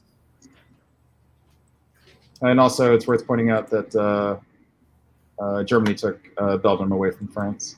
Yeah. But France takes it right back. Yep. Yeah. Chris, you want to do this, or you want me to take it since you? No, I'm good. Bounce in the Mid-Atlantic Ocean. France needed that, although losing the English Channel to gain Belgium, that's hard cheese there. England helps you into Belgium while taking the Channel. I'm in the Channel to help, he says. Germany doesn't pick up Sweden because he walks out, and thus England picks up 2 there. Romania does not stay neutral. Austria takes it. So yeah, Russia makes Turkish. Turkey finally does your suggestion. He must have listened to that, and then sorry, yeah. Yeah, Either one or the other, but not both. Turkey loses Romania, gains Bulgaria and Serbia. Okay, and so then we still have a bunch of builds here. Turkey gets a build. The Armenian opening working out for the moment, and looks like he has a friendly Austria. Mm-hmm. Italy, going full west here, has to deal with another French fleet, and England sitting very pretty up north. Loving that. All right, England convoys commits to the northern strategy. We have NMRs here. Oh dear. Oh. There was some chatter about this in the. I forgot what it was. But obviously a problem. Although he can retake Spain, but has to guess over Marseille. That's gonna hurt. No, he's going to lose one of these. He's got an Italian army in Munich and in Piedmont. And then in the east, we have Ankara taking and blowing up. So Turkey's position for a Turk suddenly starts to feel really nice. I'm going to call this the Sunstrom sequel. He did it in 01, and now he's doing it in 03. I mean, apart from Italy doing well, this is a kind of thing you sort of dream about as Turkey rather. You know, you're in black. You've got armies starting to ring the Black Sea, and yep, you're ready to go. Okay, Siobhan. Sorry. Okay, so yeah, Mario had to do a lot of guessing and bounces everywhere, losing Spain and Belgium, which, he had to make his choices. So it kind of looks like everyone's going to just pile on France and say, well, sorry about that. Turkey does ring the Black Sea with his armies as Austria pushes upwards, taking Warsaw and set up to take Moscow next year. Well, it depends on what England does.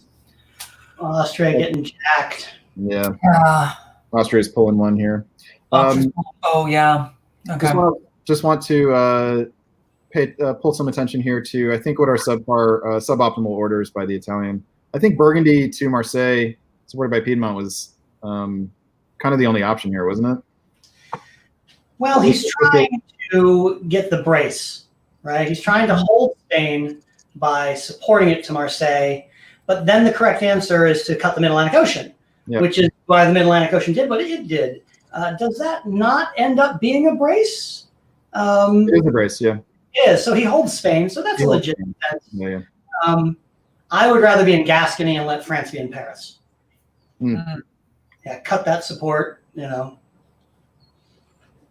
Okay. Well, he does pick up one and actually a second one over in Greece. Yeah, Greece. So he's sitting pretty. Austria needed to just psychically move to Venice there. Okay, we've got. Is this you, Chris? I think it is.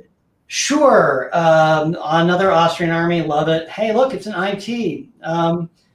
France recovering.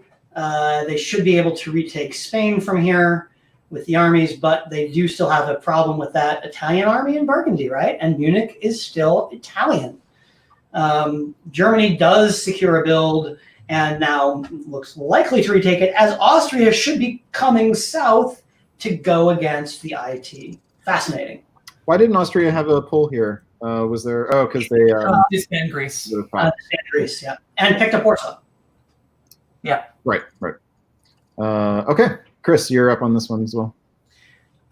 He decides he would rather fight Russia.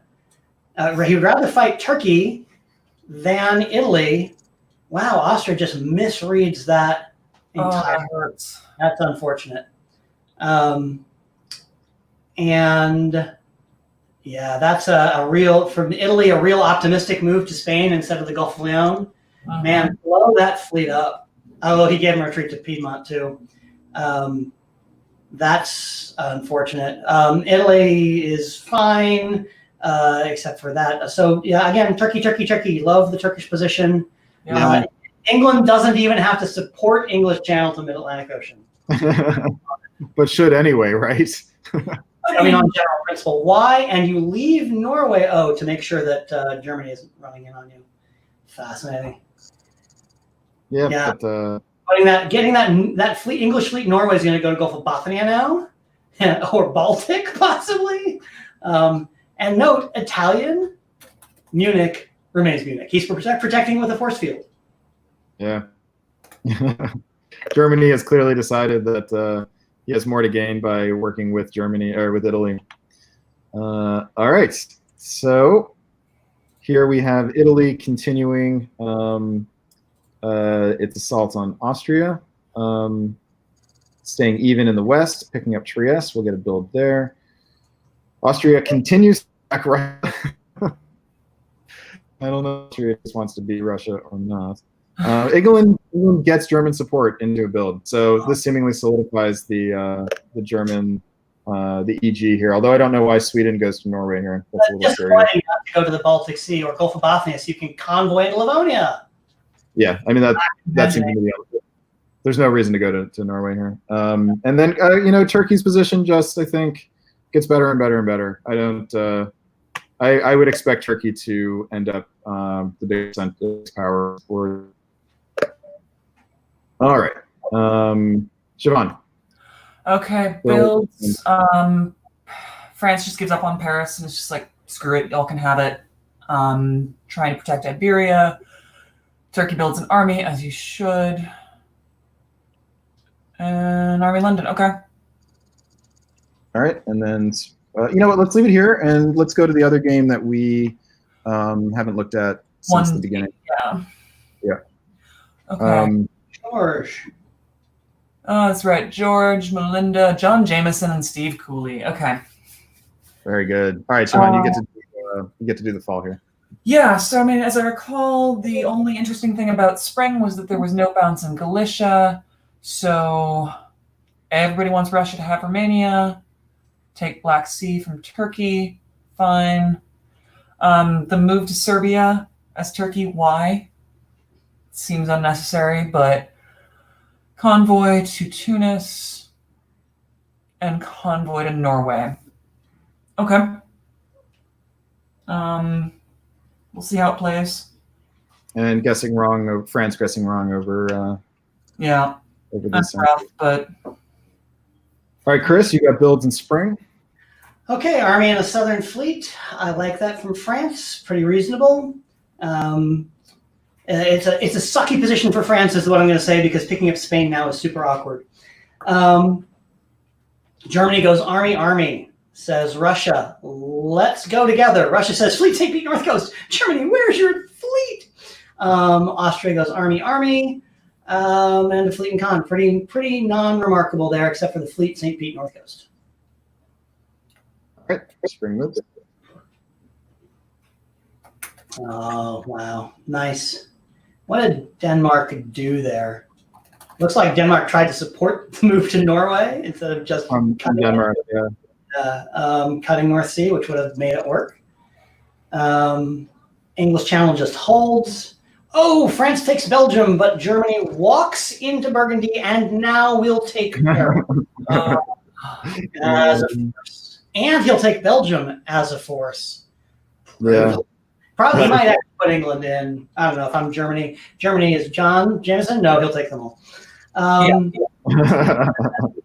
Turkey does what Turkey can, which is not much when Russia is also attacking you, getting Bulgaria blown up. So looking good for Austria, looking bad for France. Yep.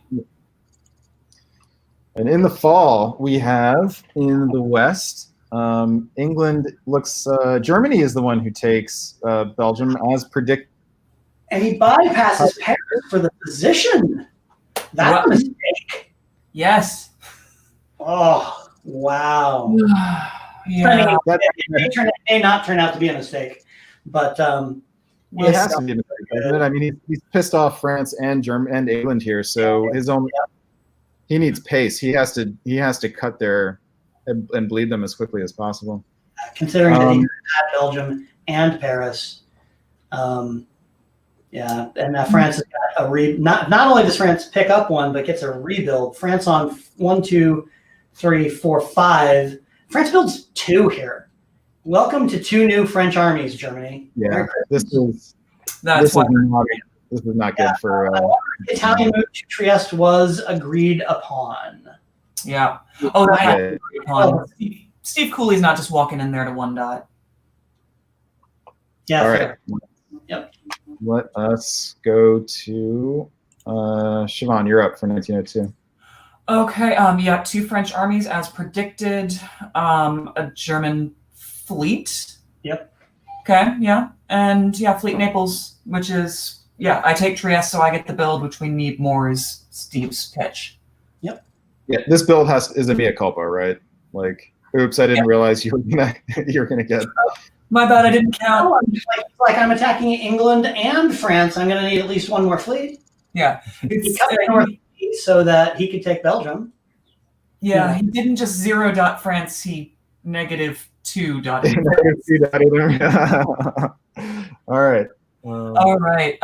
So as Germany tries to say, okay, my bad. Let me run away from you now. Moves into slightly different positioning. The convoy of Bulgaria to Smyrna. Love it. Dig it. Love it. Okay.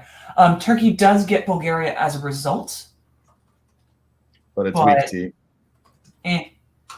Well played on that convoy, Steve and George. And France takes the channel.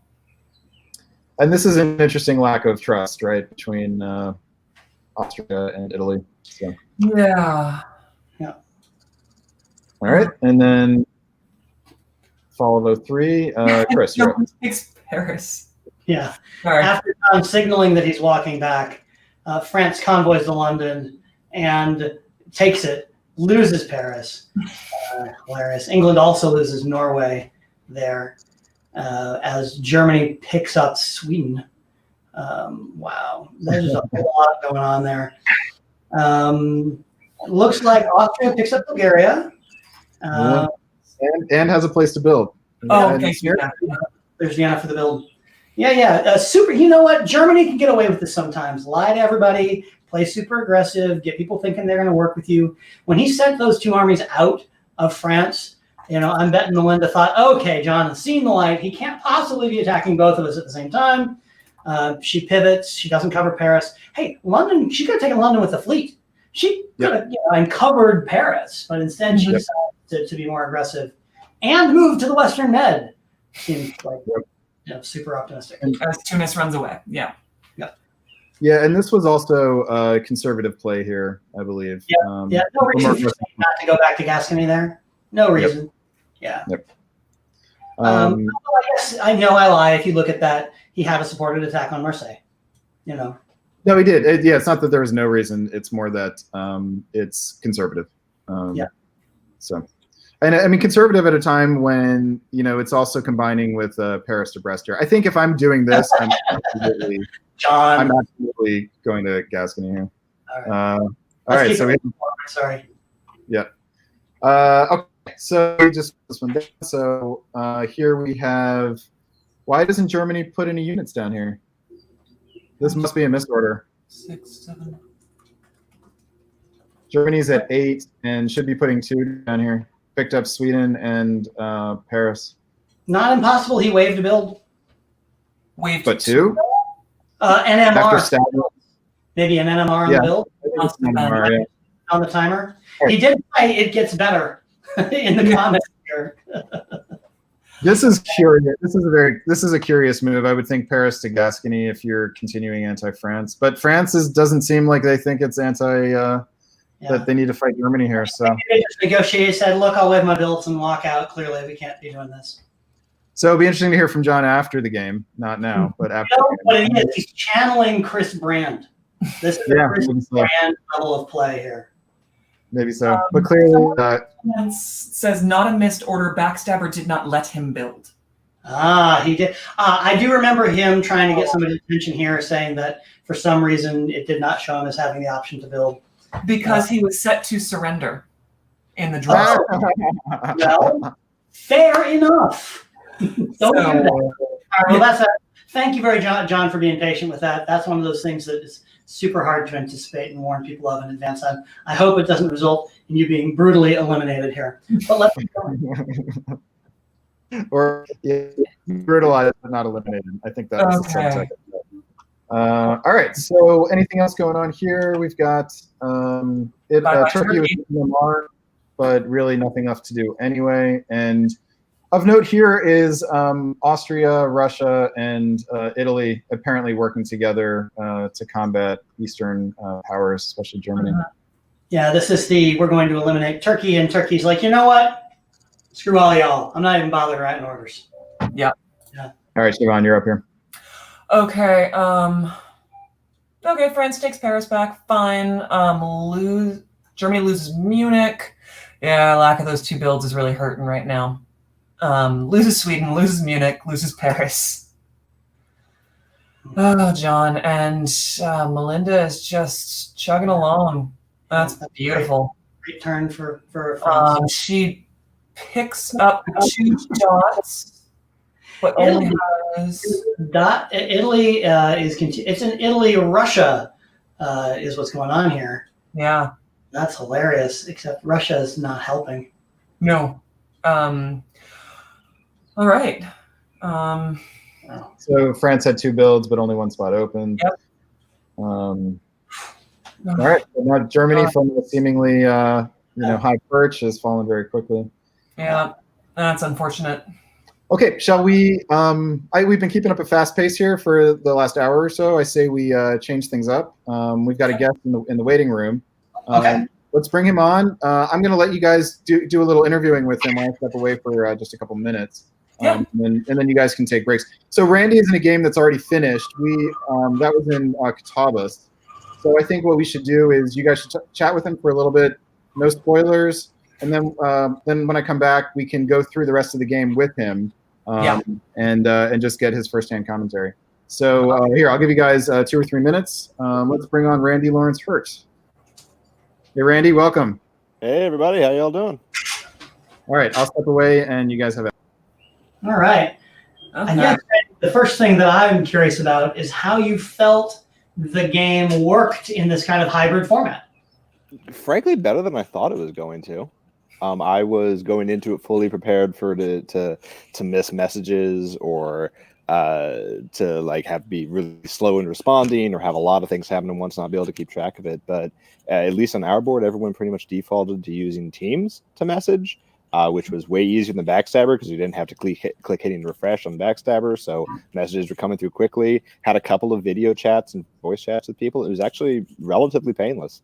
Found myself with plenty of time during the turns. I could walk away from the board, come back, and not really miss anything. Honestly, faster than in person, because in person you have to like walk from place to place, where I didn't have to move at all, which was my favorite way to play diplomacy. That's awesome. Okay. So do you think then you might do this for Boston? I think it's definitely possible, although it's obviously a lot easier to participate as a player than to run this. I can't imagine the amount of work going on behind the scenes to make this happen. But seeing how well it worked as a player is definitely making me thinking, all right, so if the players like it, which they clearly do, then it behooves me as the director to see if I can find a way to make it work. So right now I'm leaning towards, we're going to try to do this for Massacre. Yeah. Well, and I think one of the big things to take away from this event is, one, people are loving it, but there's a huge amount of support in the hobby from other TDs and other organizers that they're willing to give. David Hood is one of the hardest working people in this hobby, but he himself could not have done this alone. So let's give a major shout out to everyone behind the scenes whose names we're not hearing, because y'all are awesome. Yeah. Everybody, Absolutely agreed. Michael and Corey and Mitch and all of the replacement players. Yeah. That's been Yeah. So we're not looking at your board right now, Randy, and we've only and we can't change it. Oh, we are. Yeah. Oh, there it is. All right. Okay, so no spoilers beyond this, please. But I'd like to talk about spring of '01 when apparently you told Andrew Goff that you were not going to go to Burgundy. Oh man, I hate to give the peek behind the curtain, but that's not true. I did tell him I was going to Burgundy, and he just thought it would be fun. And I was this close to just be like, you know what? Everyone's buying into it. It's become like a hashtag. This is fun. I'm gonna let it ride. But no, I did tell him I was going to Burgundy, and quite frankly, he and I were on the same page for a very long time. Yeah, from what we've seen, it seemed like y'all, even if that had been a lie, like y'all figured it out really quickly. So, yeah. And I mean, I didn't even support myself. He could have bounced me. Yeah, very easily. So, how do you like playing with someone like Andrew Goff as your neighbor? Well, I've only actually done it a few times, and I have come to like it more and more, quite frankly. The quality of play on this board was really good, but I didn't know basically any of the other players, so having someone I did know was both interesting from a diplomatic sense, and I kind of enjoyed it as well. It just made, I don't know, I like to play diplomacy at least partly because I like playing with friends and people I know. So it was nice to meet people, but also have someone there. And then in terms of the actual play itself, Goffy it was useful both from a diplomatic standpoint to be able to go to other people and say, hey, don't pay attention to me, pay attention to Goffy. He's the guy you got to worry about. But also know that from my perspective, there was at least one player on the board that I could have like a 2-sentence conversation with him, and he and I would understand each other and all the implications, and I don't have to spend more time than I have to talking with him. I can use that time for other people. Yeah. Well, because, I mean, correct me if I'm wrong, you didn't know any of the other 5 players before this game started? I don't recall that I did. Okay, so they would have had to prove to you their competence, where with Andrew Goff, it was just understood for you. Exactly. Like, yeah. And I made sure that it was understood to everyone else just in case anyone didn't know. But it's the big bad Andrew Goff. Like, exactly. Point everyone that way. I believe the first thing I put in the group chat was, oh boy, we get to be on the board with 3-time world champion Andrew Goff. Yep, that sounds about right. Well, I woke up to a text from you that was like, yeah. Okay. Let's see. Let's jump through this a little bit. Okay. Yeah, I think we were in 1903 when we left off. Brandon, go ahead and push us to 1904.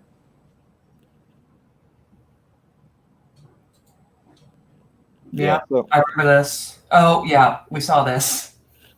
Yeah, we saw that. That's the. Yeah, but you got to talk about it.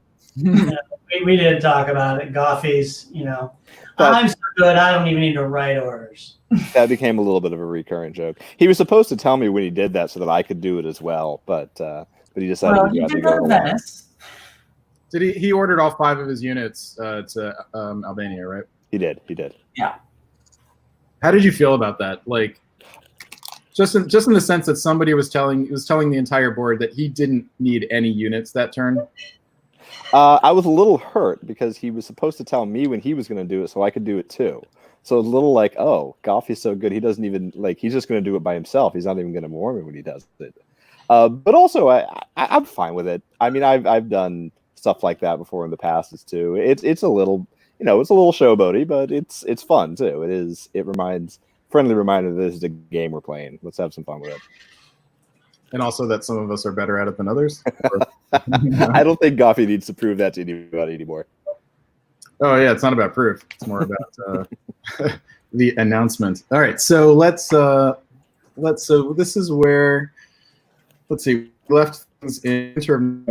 So Randy, you'll stick with us while we go through the rest of the game. Yep. Yeah, definitely. All right, and we'll relieve the Siobhan's empty chair until she comes back. All right, so this is where things stood in winter of 1904.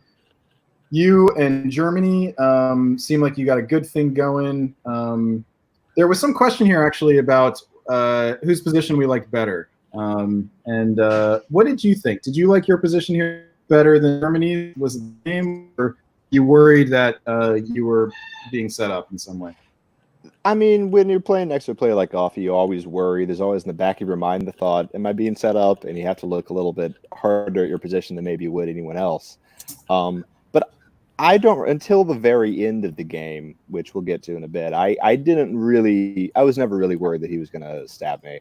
When we got to this position, it felt very balanced in terms of power and also balanced in terms of anything he does to me, I'll see coming from a mile away. And so long as I don't do anything stupid, don't move myself out of position too much, I'll be able to make it not worth his trouble. It's easier for him to go other places. All right, so you've given us a little hint that something else might be coming. Oops, jumped ahead. All right, so do you convoy London back home right now as a safety? And of course you do. That's a great move. No reason to leave it over there. Agreed on balance in the north? Yep. Agreed upon. I would have been super tempted to run in on him here, 8-5. But I guess with Italy aggressively in the med, you got other fish you had to fry. And you alluded to an issue that had been there for several years, that Italy and I can never get on the same page. He and I talked a little bit early in 1901 and just at the start of 1902 maybe. But he moved to Piedmont early on, and then he moved to Tyrrhenian, and he moved to Lionian earlier, and he wasn't responding to my messages. He said because he couldn't see a way to talk to me without either lying or making me angry, which I understand. But as I told him, his silence spoke just as loudly as if he had been talking to me. So I probably would have been tempted to run in on Goffy at this point, except that not only did I not know what the Italian was thinking, but based upon his units and what he had done previously, I had every reason to think that he wasn't going to give me the breathing room. Yeah. All right. So then in the east, we have Turkey sort of letting himself be taken, and Russia's rearrangement over here is kind of interesting. He gets the fleet in position to do some damage, but he's got bigger problems, bigger fish to fry here. Yeah, and honestly, I didn't talk with Russia as much as I should have until right around now, frankly. I wasn't really aware that he was doing that shuffle up north, and if I had been aware of it, I might have been nervous because he builds a fleet in the north coast, and suddenly my position looks a lot worse if he and Germany decided to turn on me. One thing to note here is that the Russian player, Maxim, is 16 and is just starting to play diplomacy. So what a board to be on, what a position to be in here. Oh, yeah. He is, yeah. Fantastic. Well done. Well done so far, at least. He played very well this game. So were you, Randy, real quick, your sort of longer term strategy at this point, were you just thinking FG plus one of the ones in the east until the end here? Essentially, yeah. At this point, my negotiation with Goffy was, all right, so we're not going to stab each other unless something great comes up. So we'll just be two, and then either Russia or for a while we were batting around Austria. It could be the third. So you weren't trying to look for a way to sort of, manipulate the board into trying to create a solo opportunity? I'm not saying that I wasn't looking for it, but I certainly never saw an opportunity. In order to run it on Gothic, as I mentioned earlier, I would need a lot of leeway from Italy. Italy just wasn't really responding to my overtures, and the one conversation we did have, we had a conversation actually right before spring here, or maybe it was fall. I'm forgetting, but right around this time, Italy and I have a conversation where we kind of half-heartedly tried to de-escalate the Med, but we couldn't come to any sort of a real agreement there. So at this point, I was assuming unless something strange happens in the East, I'm probably going to be part of a three-way. Yeah, you really need Russia to be able to roll in on Germany here, and then that lets you make the move on the North Sea and Scandinavia, pick up the lowlands, and go on. Exactly. And whenever I did talk to Russia, he was much more interested in getting the relatively easy dots out of Turkey and Austria, and I don't blame him for that. So. All right, let's move forward here. So yeah, Russia fully commits to the south here, and it pays off with an Italian dot out of nowhere, and a Turkish dot. Yeah. For a 16-year-old, I think this is must have been a pretty satisfying turn, I have to say. Yeah. You get everyone to help you, and you get dots off of them at the same time. Well done. Yeah, after this turn, it became pretty clear that unless something weird happened, Russia was going to be the third here, because he grabbed a hold of Turkey and he just had a dominant position in the east. And with your fleets now fully committed south, your opportunity against Andrew really vanishes. Yep. So then, all right. I suspect this. We're now curious to see what thing of interest might happen, because right now it looks very straightforward. No, it's just mopping up from here, right? Quite frankly, it was just mopping up. I mean, there was, and like I said, we can kind of move quickly towards the end because I think y'all can predict more or less what happened here.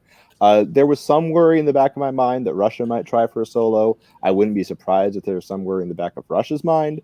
But throughout the last several years here, the defining factor was if either Russia or I wanted to solo, we'd have to stab Gothy, and Gothy was big enough and in a perfect position to throw to whoever didn't stab him. So, yeah, it seems like a really well-balanced three-way alliance in terms of strategic function.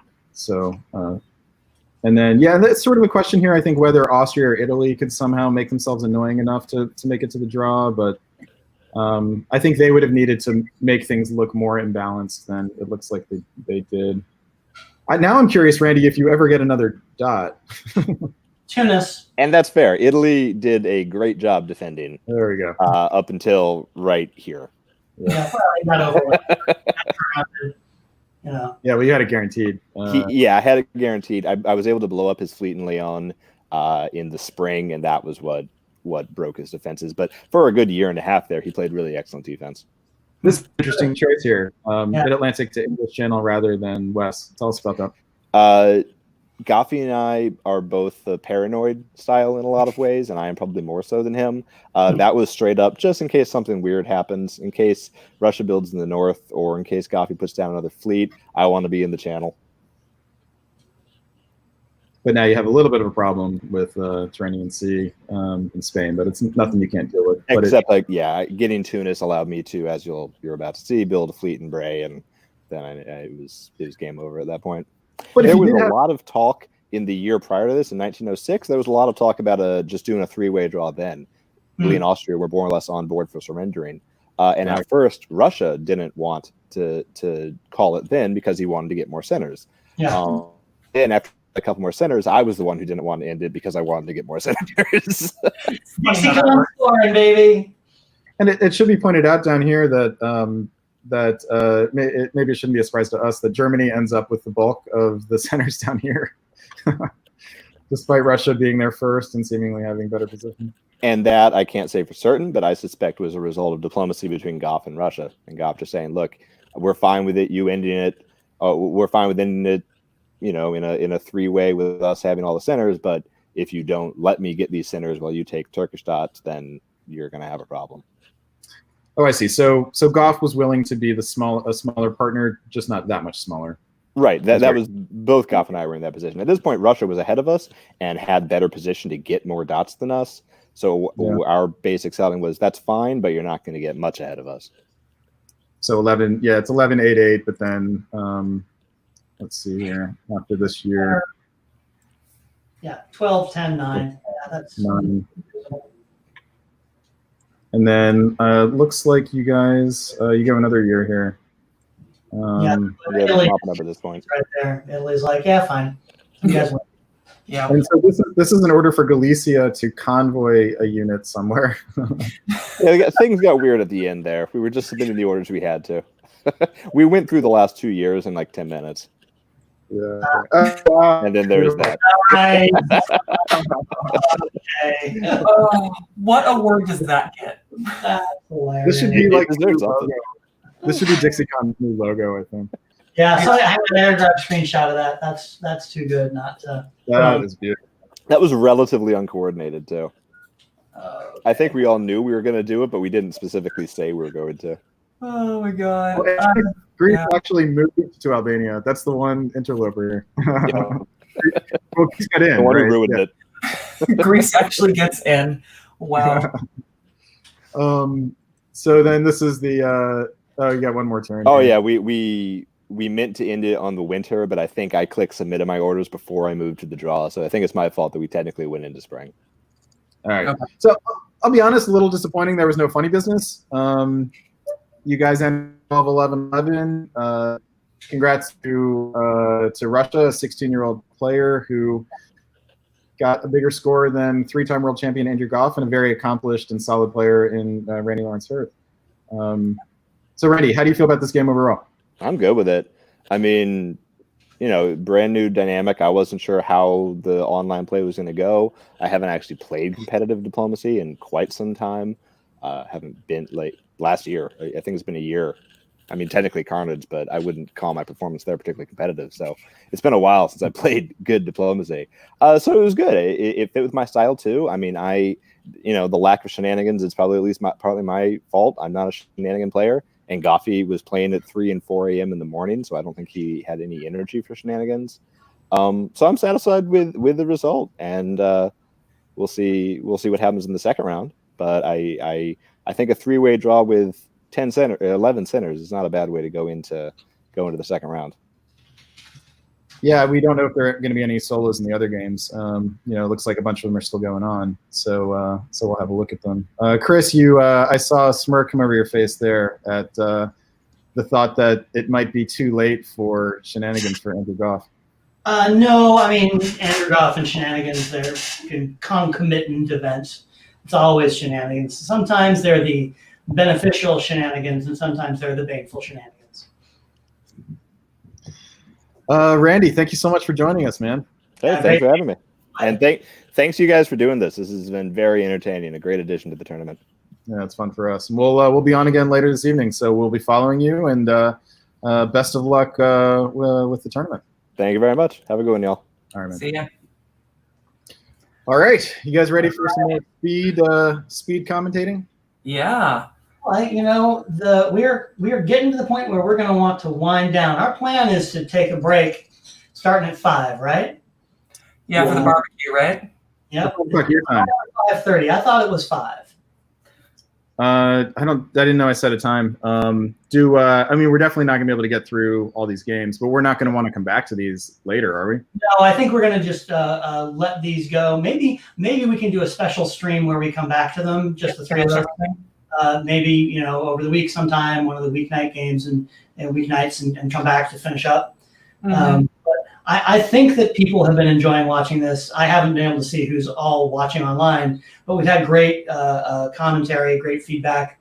So I don't think that we've done anybody a disservice by not getting to every game, right? Yeah.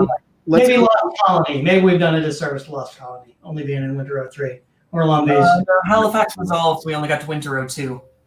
Oh gosh. What was the Doug Moore, Eddie Berson? That was Blackbeard. That game ended in a draw that Eddie Berson forced on them tactically. Fantastic, and Eddie is thrilled. Yep. All right, we've got, so this is the game, Eddie in Austria, who was looking really bad for a little while. And you just roll through that, you'll see that he gets him onto a stalemate line and forces a 5-way draw. Yes.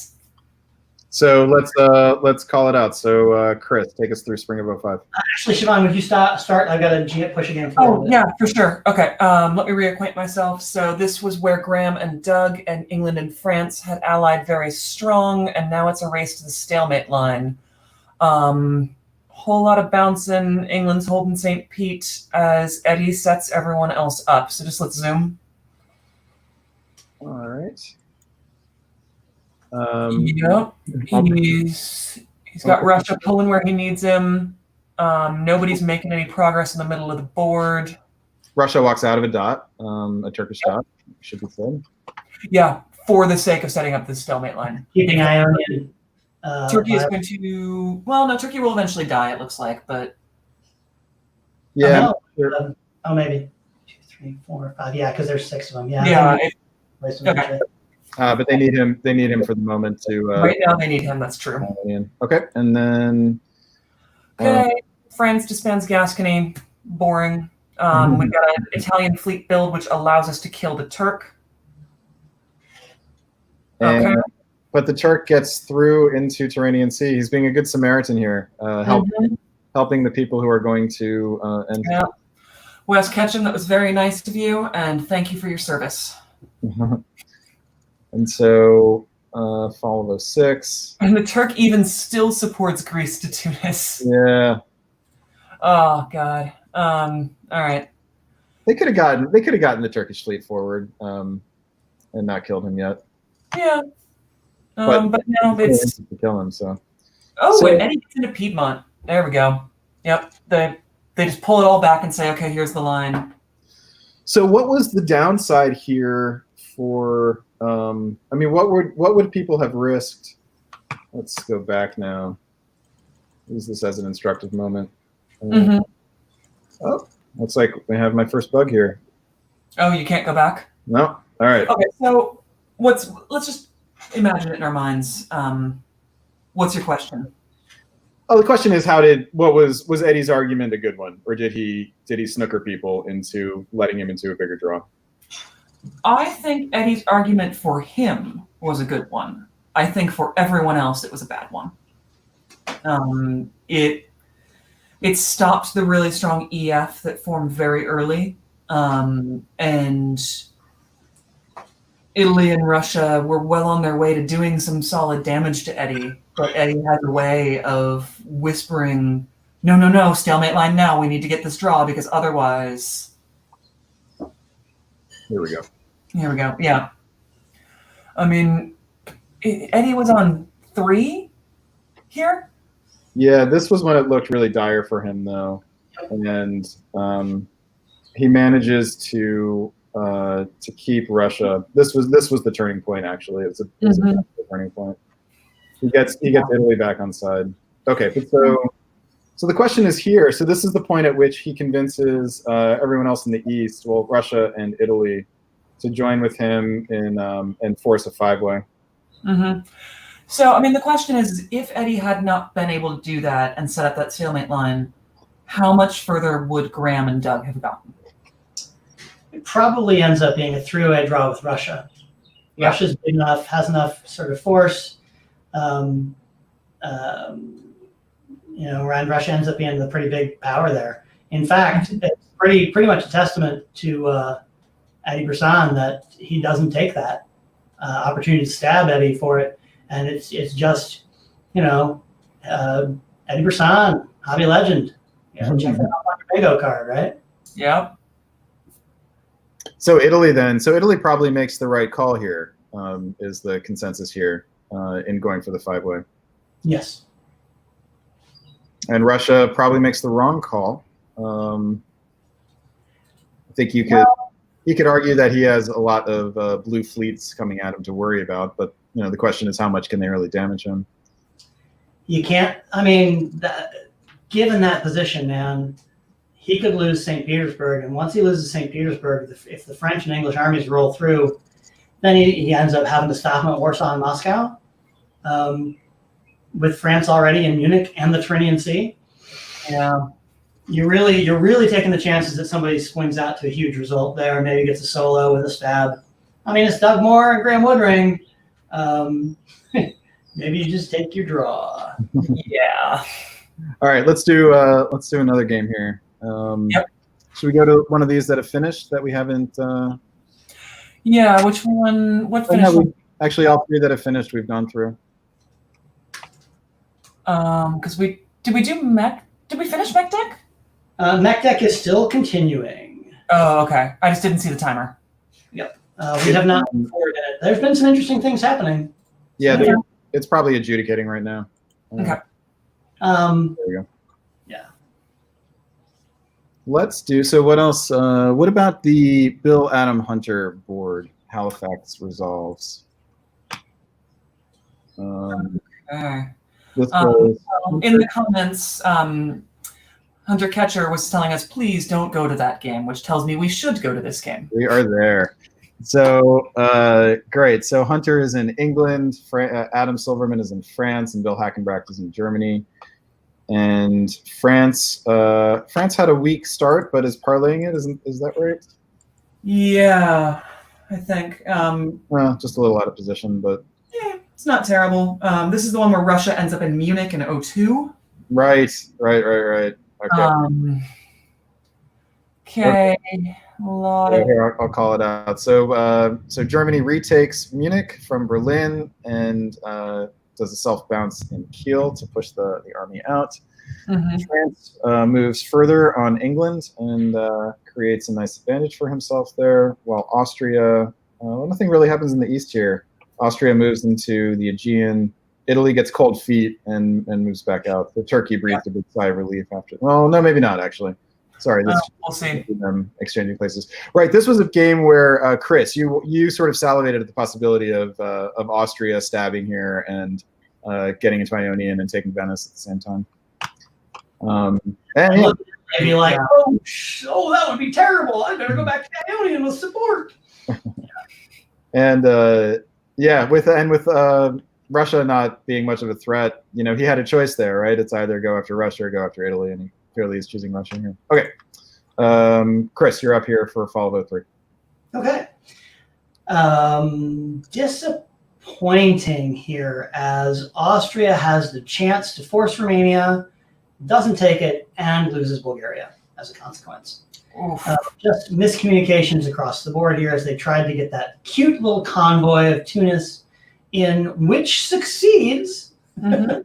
And Turkey loses it, but Austria helps Italy and loses a dot in the process. Austria, this is just a mistake, a tactical mistake.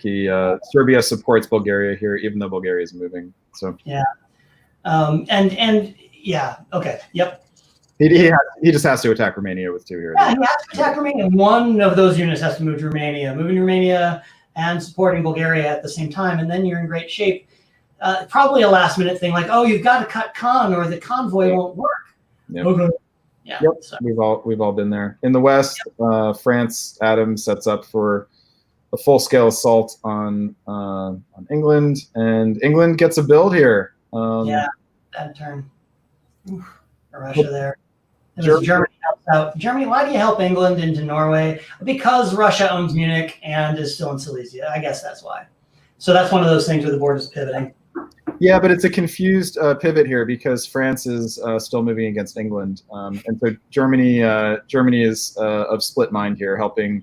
Germany doesn't necessarily know what France is going to do there, right? Non-zero chance. France supports Russia back in or supports himself to Ruhr. There's all kinds of things that could have happened there. Got it. Okay, so builds, Siobhan. Builds, okay. Nothing too exciting here. I mean, Fleet Sev. Why? Yeah, you're already in black. What do you need the fleet for here? Yeah. No, that should have been an army. Okay. And spring moves. Oh, Hunter. So sorry, man. Oh. Double convoy. That should be a big square. Double convoy onto the British Isle. But Hunter convoys Germany onto his island. Oh, Jesus, you're That's right. an English convoy. Yeah. England convoys Germany to Yorkshire. What? Thank you for putting me into Norway. Now we will go and fight France together. Except Germany's like, yeah, screw that, I'm attacking Russia. Oh. Okay, the only thing I can think of here is that Hunter did not have an army available to get back, knew that he could not hold Liverpool without an army, and asked Germany for this favor. Or said, you know what, I'm going to decide that, if France decides to keep coming after me, I'm going to do everything I can to make sure they don't profit from it. Yeah. Okay. Maybe both of those at the same time. That's fair. That's But Liverpool is guaranteed here with 3 anyway, so. Well, is that true? Because North Sea can. Yeah, he's got 3 on Atlantic Liverpool. Ocean is the mover. Yeah. Yep. But yeah, I think it would. He might as well try for London and Liverpool at the same time. Yeah. Yeah. Well, I mean, I'm just figuring that Adam Silverman and Bill Hackenbracht at this point are just sort of salivating and being like, look what we got him to do. I know, right? Talk about inviting the fox into the house. Okay, and then in the east we have push back here. Getting a call from Hackenbracht. He must. Yeah. Bill, you can hear this. Come on the live thing. Oh, and Bill holds in Yorkshire. Wait, the game is still going on, right? So we can't I get Bill. actually got a text from one of the players. This game has drawn. I don't know any more details other than that. All right, get Bill. Get Bill on here. We'll finish. We'll finish with an interview with them. We'll speed through this and then finish. Well, we got 4 minutes. It's probably not enough time to bring somebody on for an interview here. We do need to wrap this up. Yeah. Okay. All right, let's zoom through this and finish this All game. of us need a break. All right. I need food. All right. Yeah. Fair. Okay. So then. All right. So builds a bunch of armies. Okay. Oh, I'm sorry. We didn't actually see how the fall thing worked out. So Hunter or Adam Silverman gets both of them here. Yep. And Germany does nothing. Germany does nothing. Silverman takes them both on his own accord. Yeah. Bill took Warsaw, so he does get a build. That useless Fleet Sev build has been disbanded. Thank you. It didn't last very long. Sorry, that wasn't very kind of me. I'll try to be nicer. But otherwise, so Germany. That's hard to see what Bill is doing here. He's got an Edinburgh here. Just not that concerned with taking north yet. Oh, but France has problems in the south, so he doesn't have to worry about that. So this is a sensible slow play. But Eddie's not guaranteed with the English army there. Okay. Good point. But he manages to keep it and keeps Spain. But with a retreat to Portugal. Wow, this got really messy over here for Silverman. Yeah. But Hackenbracht's position is wonderful here.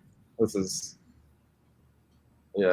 looking like it's resolving actually into a 4-way. And so Conrad asks, hey, what is this really cool tool that you're using to interpret these backstabber results? And yeah, this is all Brandon's genius making this happen. It's fantastic. Yeah, he built this all himself. It's been an evolving thing over some virtual house games that we've done over the last few weeks. And we've just been informed that all games that are currently playing are going to be paused at 5 o'clock. So we can get to the barbecue. I believe that the barbecue WebEx is probably already up and running. So folks who are watching online here, we're going to wrap this up in just a minute, and then we'll come back at, what did we say, 8 o'clock? 8 o'clock Eastern. Yeah, so it'll be 3 hours after we shut down. Okay, so let's get through this game because it finishes, and Bill walks out of Belgium here, and his position suddenly doesn't seem so solid now that Austria is coming after him and he has weaknesses in his defense. He does pull the trick of the unwanted support. Yes. Picks up Norway. That's on the bingo cards. Look for it, everyone. Yeah, that's awesome. But very interesting here. Bingo card? Because that's the first one we've seen. That's slick. Yeah, that should definitely be on the bingo card. If it's not, it will be for tonight's bingo cards. Lots of some distrust going on here. That's a surprising vacation of Mal here. Okay, so builds, nothing surprising here, and Bill is pulling back and hunkering down, looking for the draw. Adam goes to North C. Well. All right, so yeah, a 5-way actually. This is this maybe could have ended in a smaller draw. Mm-hmm. Okay. Oh, and we have the foreign convoy out. Yeah. Oh, yeah. We did get a foreign convoy. Let's see. Did it matter? Where was that? It was over the North Sea. When Yeah. England convoyed Germany to Yorkshire. Yeah, that's right. Yep. Yep. Oh, yeah. That was the first one, and then we just had France got into the North Sea for a bit and convoyed a German army over to Norway. Oh, nice. Yeah, that's what. Yeah. Love it. Time. We found the box. It's fun. The program has said it's time for a break. So, Yeah, guys. Hey, Yeah. Brandon, thank you so much. This was fun. Even with me having the GM stuff on the side, this was great. yeah, this is really great. So everyone will be back at 8 a.m. Eastern, and what's that? 8 p.m. 8 p.m. Eastern. Yes. I need a break. Australian time. I am not getting up at 5 a.m. to do this. All right, you guys just hang on for a second, and we are signing off. See you guys in a few hours. Thanks. See you all later.